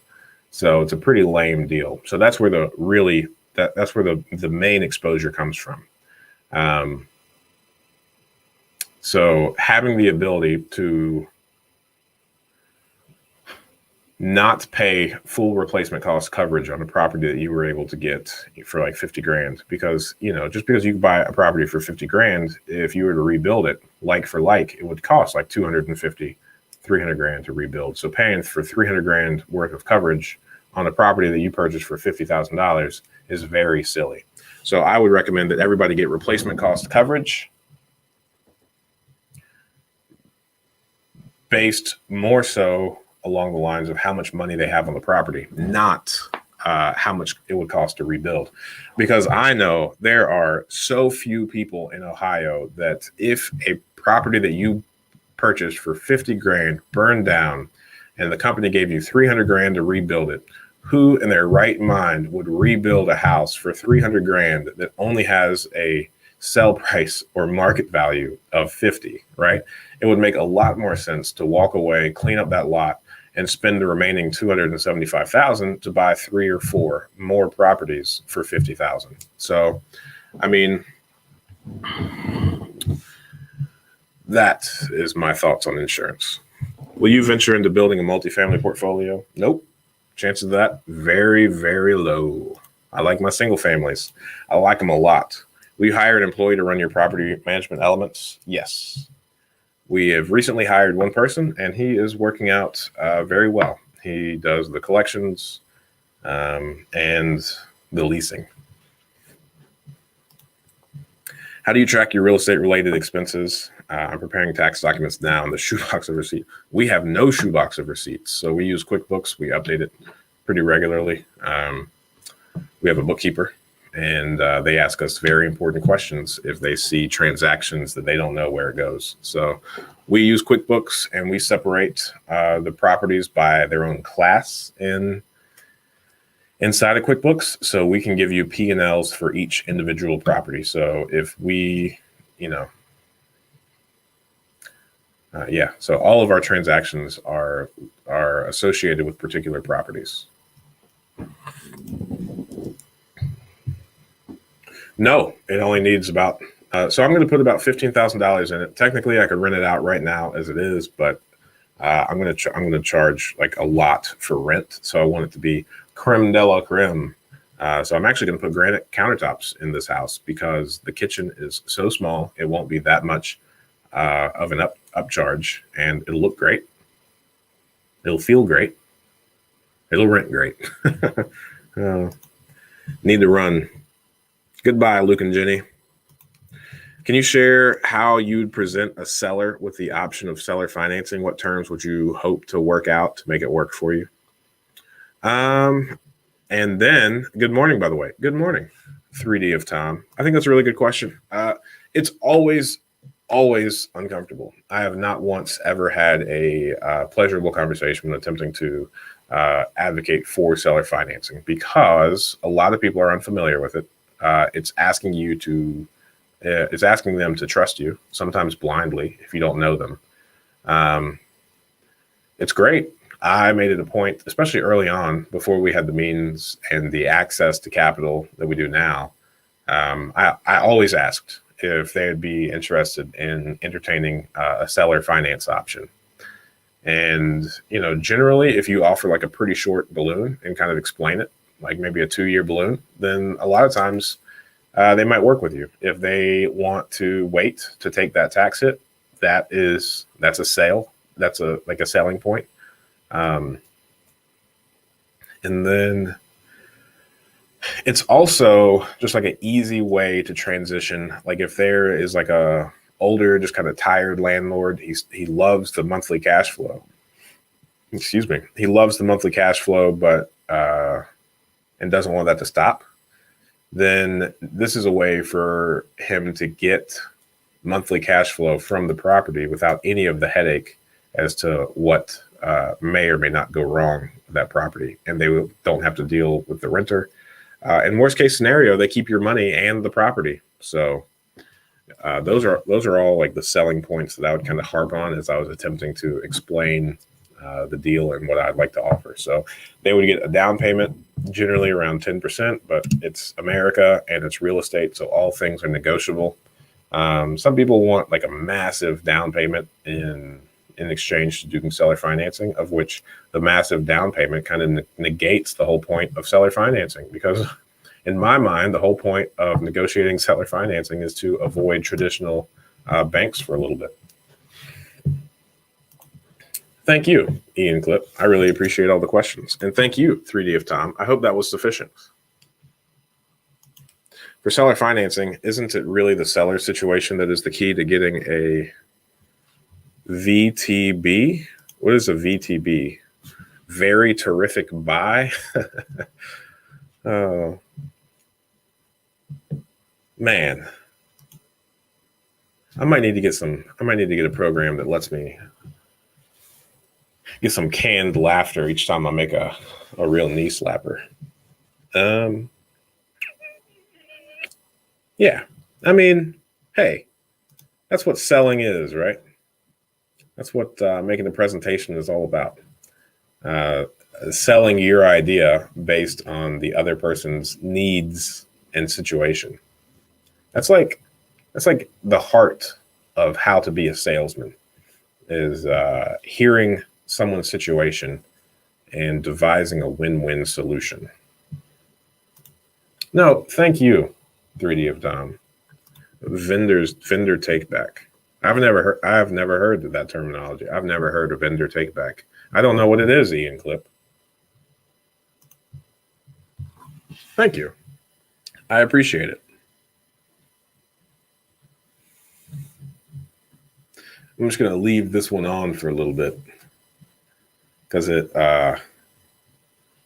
it's It's very characteristic to these live streams. Another joke where some canned laughter would be helpful.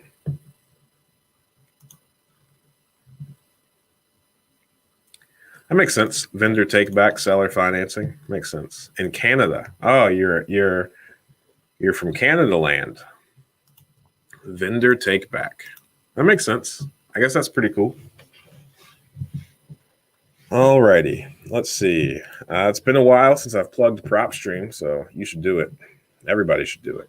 Everybody should get on PropStream via the link that is pinned and below in the description.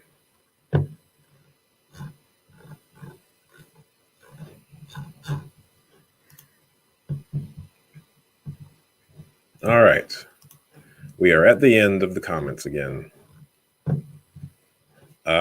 If there aren't any more questions, I think I might go ahead and call it a day.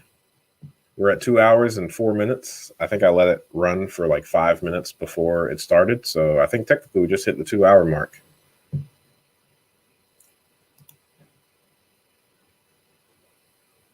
What is what? Canada land? The place you live?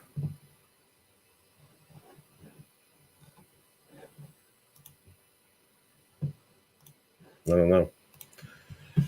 All right, man. And right when I just said that I might call it a day, we went up from 17 to 21 people. Well, now I got hit with a second wind and I don't want to go anywhere. You people are awesome. Thanks for being 2 hours in and 21 people still on here.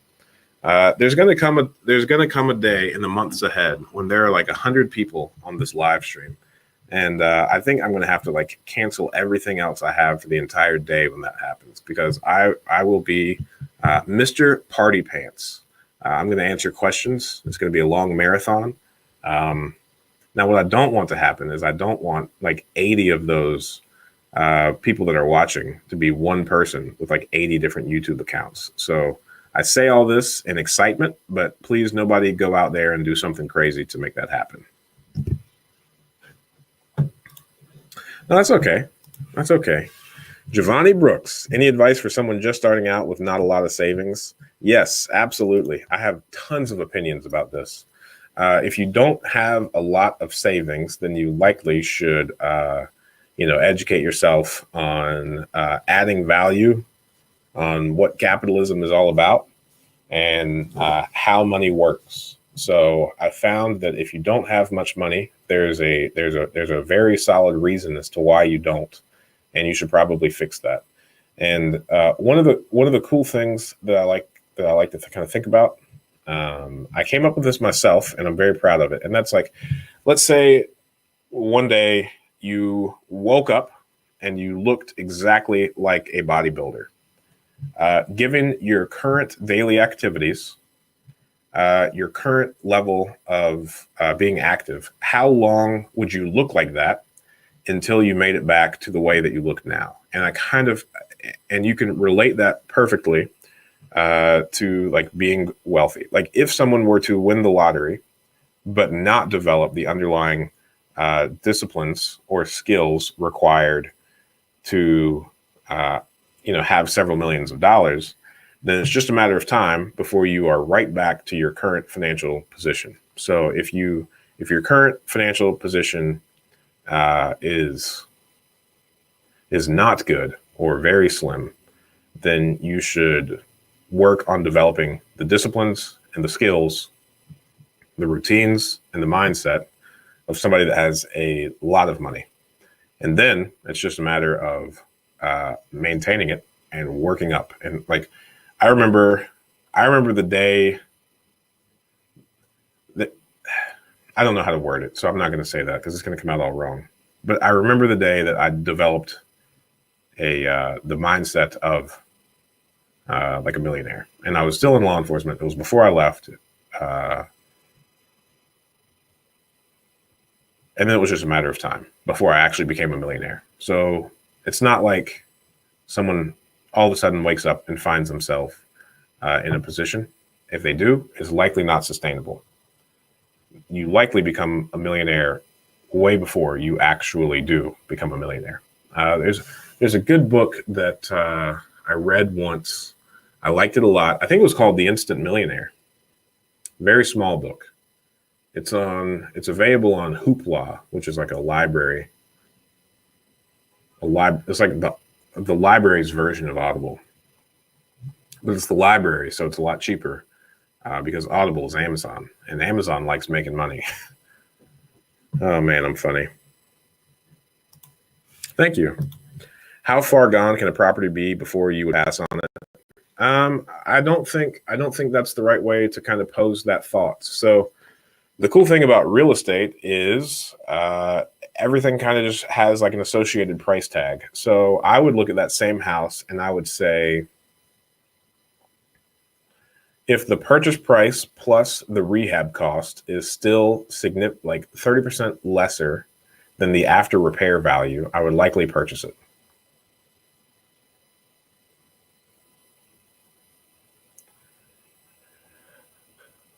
So I don't know of many properties that would be like too far gone. I think it's the numbers that make the deal not work, not the actual property. And if you're in a really hot market, like I think you are, if a house is too far gone, so long as you can buy it, knock it down, and rebuild it, and still have, 20 to 30% equity on the back end, then it's probably a good deal.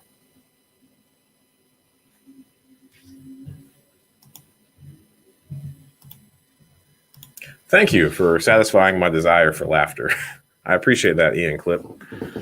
How important do you think having a mentor could be? I think having a mentor is extraordinarily important. A mentor and being part of a group of like-minded people that are willing to, like earlier at the beginning of the call, you complained about your current social circle, right? And I think we were all in the same position, but naturally, like once you change your mindset, once you set your sights out on things that are greater than your current immediate network has actually achieved, then I think, like I said, the mindset's there and then the results follow, right? So once your mindset changes, I think you're probably going to find that because your current people aren't supportive, one of two things are going to happen. You are going to choose them over your success, and you are going to give in to their like social pressure of not being successful. Or you are going to hang out with them less and less and not take their input on your life anymore. And you are slowly going to find yourself in a group of people that are like-minded and want to see you succeed and elevate. That's one of the reasons that I started the mastermind, the Seek Wisdom Mastermind group, just for a group of like-minded people to meet on a weekly basis, encourage each other, help each other with their issues, and just overall be like the best possible version and help them be the best possible version of themselves. And I think so having a mentor, surrounding yourself with like people that want to see you succeed and that truly have your best interests is probably the best thing that you could do to really expedite your results. So there are power in numbers, and there are power in a group of people, or even just like the wisdom of a mentor. So wisdom, super important to me. And it's ultimately just because, especially like real estate. Real estate has been around for hundreds or thousands of years, depending on how you want to look at it, right? So it's not like there's anything new to be learned about real estate, but you don't know anything about real estate, and other people that have experience in it do. So rather than you going out trying to reinvent the wheel and making a whole bunch of just trial and error mistakes, you could circumvent probably decades of trial and error by kind of nestling yourself under the wing or under the wisdom of a mentor. And similarly, like when you get into a group of guys that are like-minded, that are all striving They have life experiences they bring to the table. They have little pieces of wisdom that they bring to the table that saves you so much heartache and so much trouble. And I think that's one of the things that I did very well when I started out.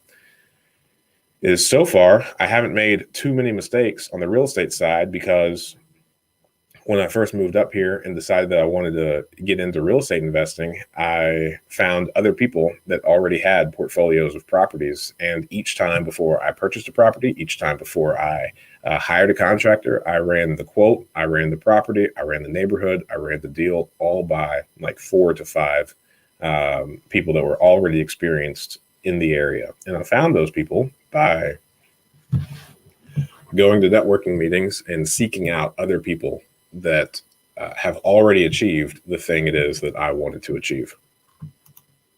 I'm trying to buy my first property, 4-unit. I have large savings, way above 3.5%, but I didn't work that much for February, January, December, COVID and deaths. So if my check stubs are weak, will they pre-approve?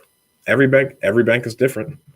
And if you are working a W-2 job, if it's not a part-time or 1099 type deal, if it's truly a W-2, and it's in the same industry that you have had, then banks are generally a lot more accepting of that. So maybe to get pre-approved, you just have to work or have to have 2 to 4 pay stubs that show you making a salary that's more indicative of what you normally do. So generally, pay stubs, W-2, same experience. Banks are willing to work with you from my understanding and from my experience and from what I've seen other people get approved for.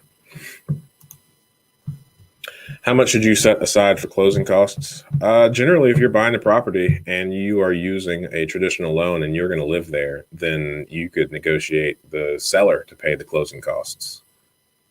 So maybe nothing, you know. On cash deals, it's generally maybe, I don't know, maybe $1,000, maybe $500 to $1,000, depending on like the title search and whether or not you purchase title insurance. How much research, studying, or knowledge did you acquire before actually buying your first property? When did you know you were ready? Well, nobody is ever ready, but I was ready to get punched in the face if that's what it meant. I think I studied for maybe like, I got interested in it in late 2016, and I didn't buy my first property until August of 17. And in that entire time, I read probably about 25 real estate investing books, and then also listened to hundreds of hours worth of books and podcasts, maybe thousands even. I mean, I commuted between North Carolina and Ohio, and it's like a 7 to 9 hour drive, depending on traffic. And I did that drive twice a week. So that was like 18 to 20 hours a week of me listening to stuff while I was driving around. So a whole lot. And one of the cool things that I have learned over the years as I've tried to pick up new skills by reading is there reaches this point where now you don't want to. So let me back up and say this again. So what I've noticed, like I have this tiny little rule for myself, right? Like if I'm interested in branching into something new, I want to read at least 10 books about whatever that is, right? And that way I know I have a firm understanding. And generally when you get to around like the 8th to 10th book, you realize that you have already heard all of the things inside of that book. He just said it in a slightly different way, right? So I think you start becoming an expert when you realize that you have already heard 98% of what that book had to offer. And at that point, I think you need to start taking action rather than reading more. So wherever you start to feel that way, now you don't want to rush it and you don't want to play games with yourself. You have to be very, very honest with yourself. It's like when you start feeling that way. But the chances of it being after 2 or 3 books is not likely. Not likely. Yeah, Car University. Yeah, I like that a lot. All righty. I'm going to go ahead and say we're going to get to 2.5 hours, and I'm going to call it a day. So 12 more minutes. If you guys have questions. If not, we can call it a day now. Totally up to you. Totally up to you. Need to be somewhere at 11. I forgot. Originally it was 11:30, but it got moved up to 11. So, yeah. I know you guys are really interested in what I do after this.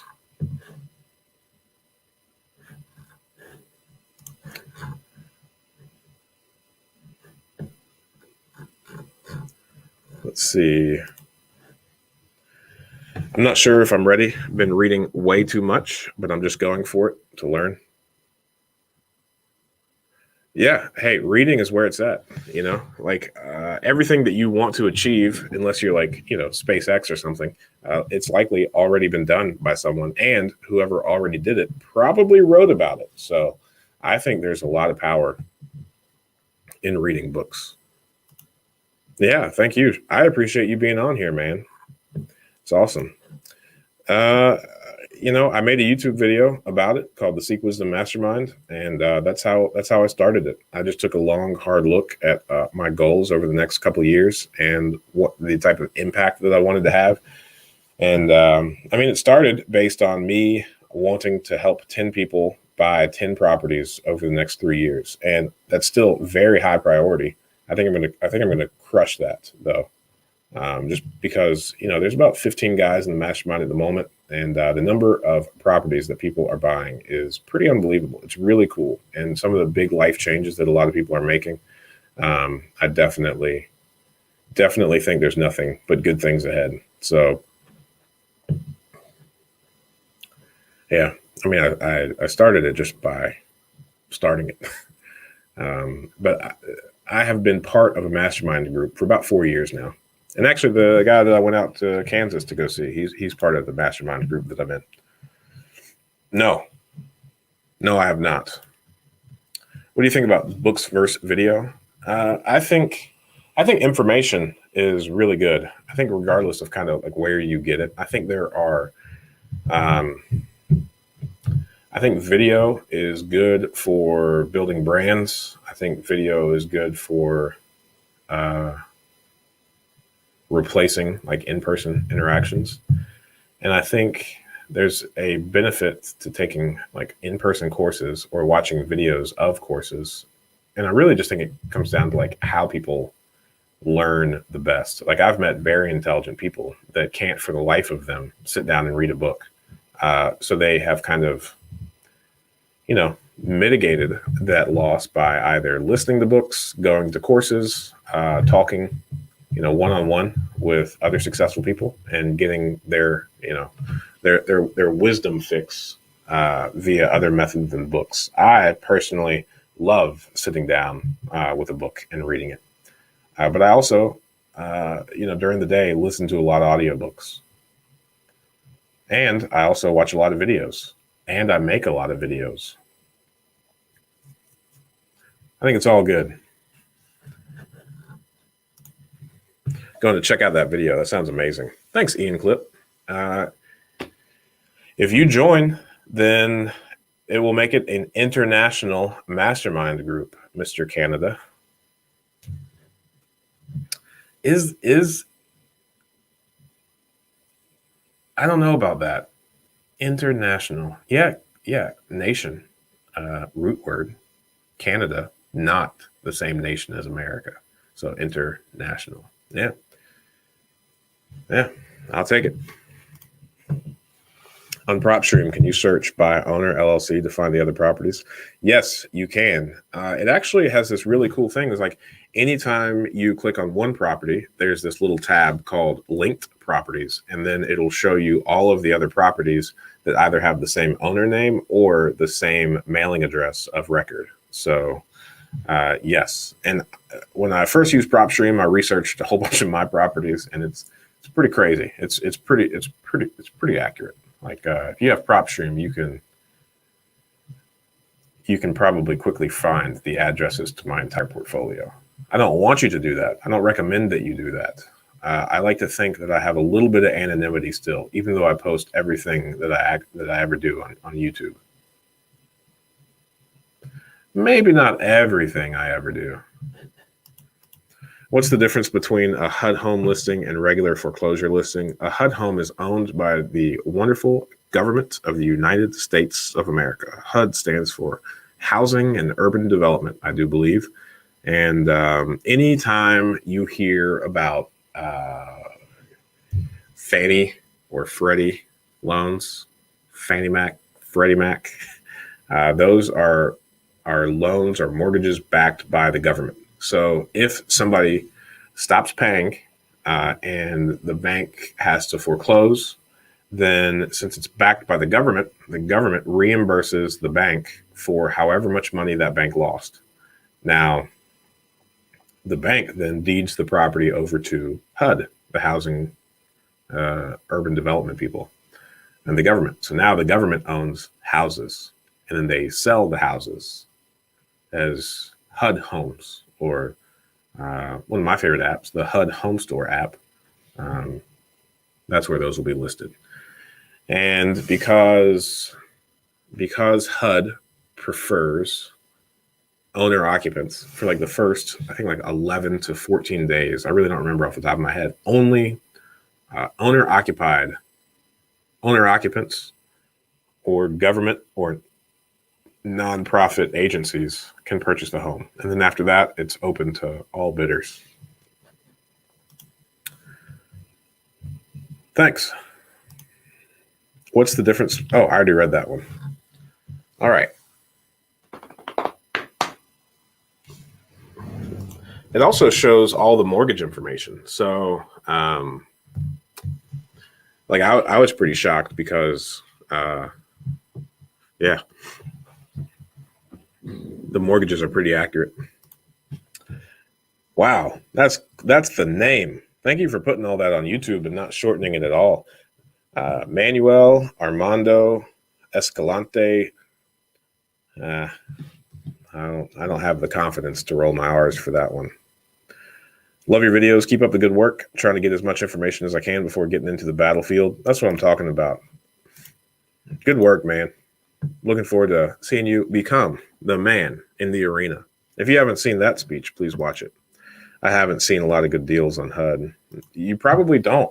You probably won't, because so in order for it to be a good deal on HUD, so HUD, since they have guaranteed the loan, let's think this whole process through, because that's important. And that's a really good point that you bring up.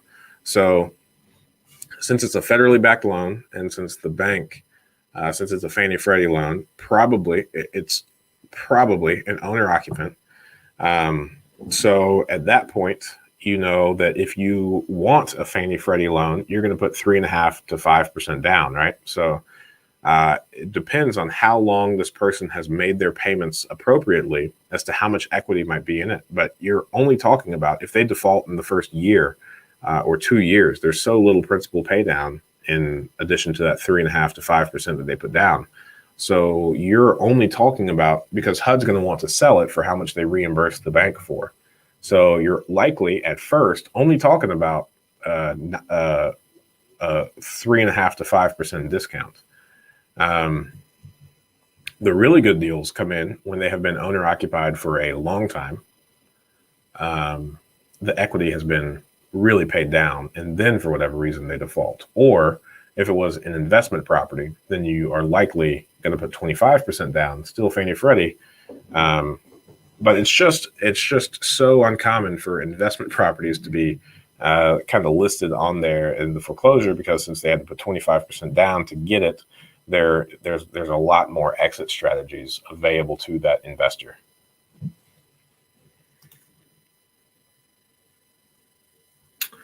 The Seek Wisdom Mastermind is just a group that I started. Originally, it was my initial desire for starting it was because I just kind of took an assessment of my goals and wanted to help 10 people buy 10 properties. And I launched it here on YouTube. It's $300 a month. I made a video about it. It's a long video. It's like 25 minutes. I really wanted to lay out the entire value proposition so that anybody that joined would know exactly what they're getting into and exactly what to expect. And it's been phenomenal in my opinion. I'm a little bit biased, but there are a few guys in there who are lenders, not real estate investors, and there are a few guys in there that just don't have any interest really in real estate, but just wanted to be inside of a group of like-minded, hard-charging individuals. And I think that's what we are. I mean, there's a high level of accountability and encouragement there. So I like it a lot. I'm biased, but I think it's really cool. The international mastermind. Yeah. Thank you for being in Florida. My brother lives in Florida. He lives in Jacksonville. Yeah. Private lenders, you can find them anywhere, and you likely have a lot of them in your network already. So I can't remember the exact statistics, but there's like, over $1 trillion worth of money in investment accounts inside of like investment accounts that are not deployed. So it's just like sitting in an account, not being used for anything. And I think once you put together a game plan, once you start, blabbering away at friends and family about what you want to do, the returns that you can offer and all of that, I think you'd be really impressed at the number of people that come forward that have, 50 to, several hundreds of thousands of dollars just laying around that they're not really doing anything with.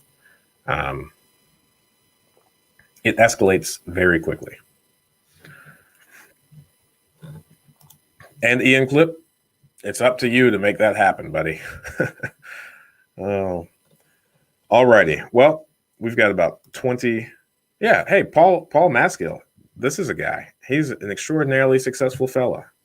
By this icon, it seems like you have a YouTube channel. And I hope that's the case so that all 19 people, I guess 18, excluding you, can go find your channel and follow you. But he also has a podcast, and you should listen to his podcast.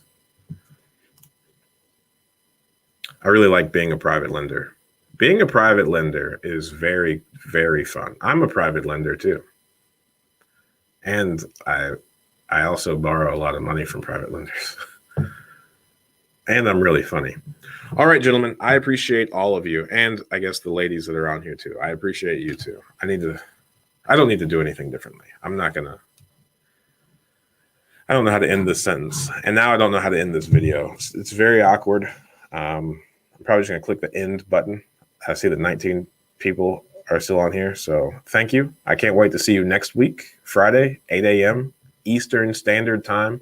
I'll be right here. And I hope you are right here too. And bring a friend with you, but make sure they're a user. We're going to get to 100 soon. And I'm really excited. It's going to be an all-day party. I need to think of things that we're going to do when 100 people are on the live stream. I'll contemplate it. All right, everyone. Goodbye.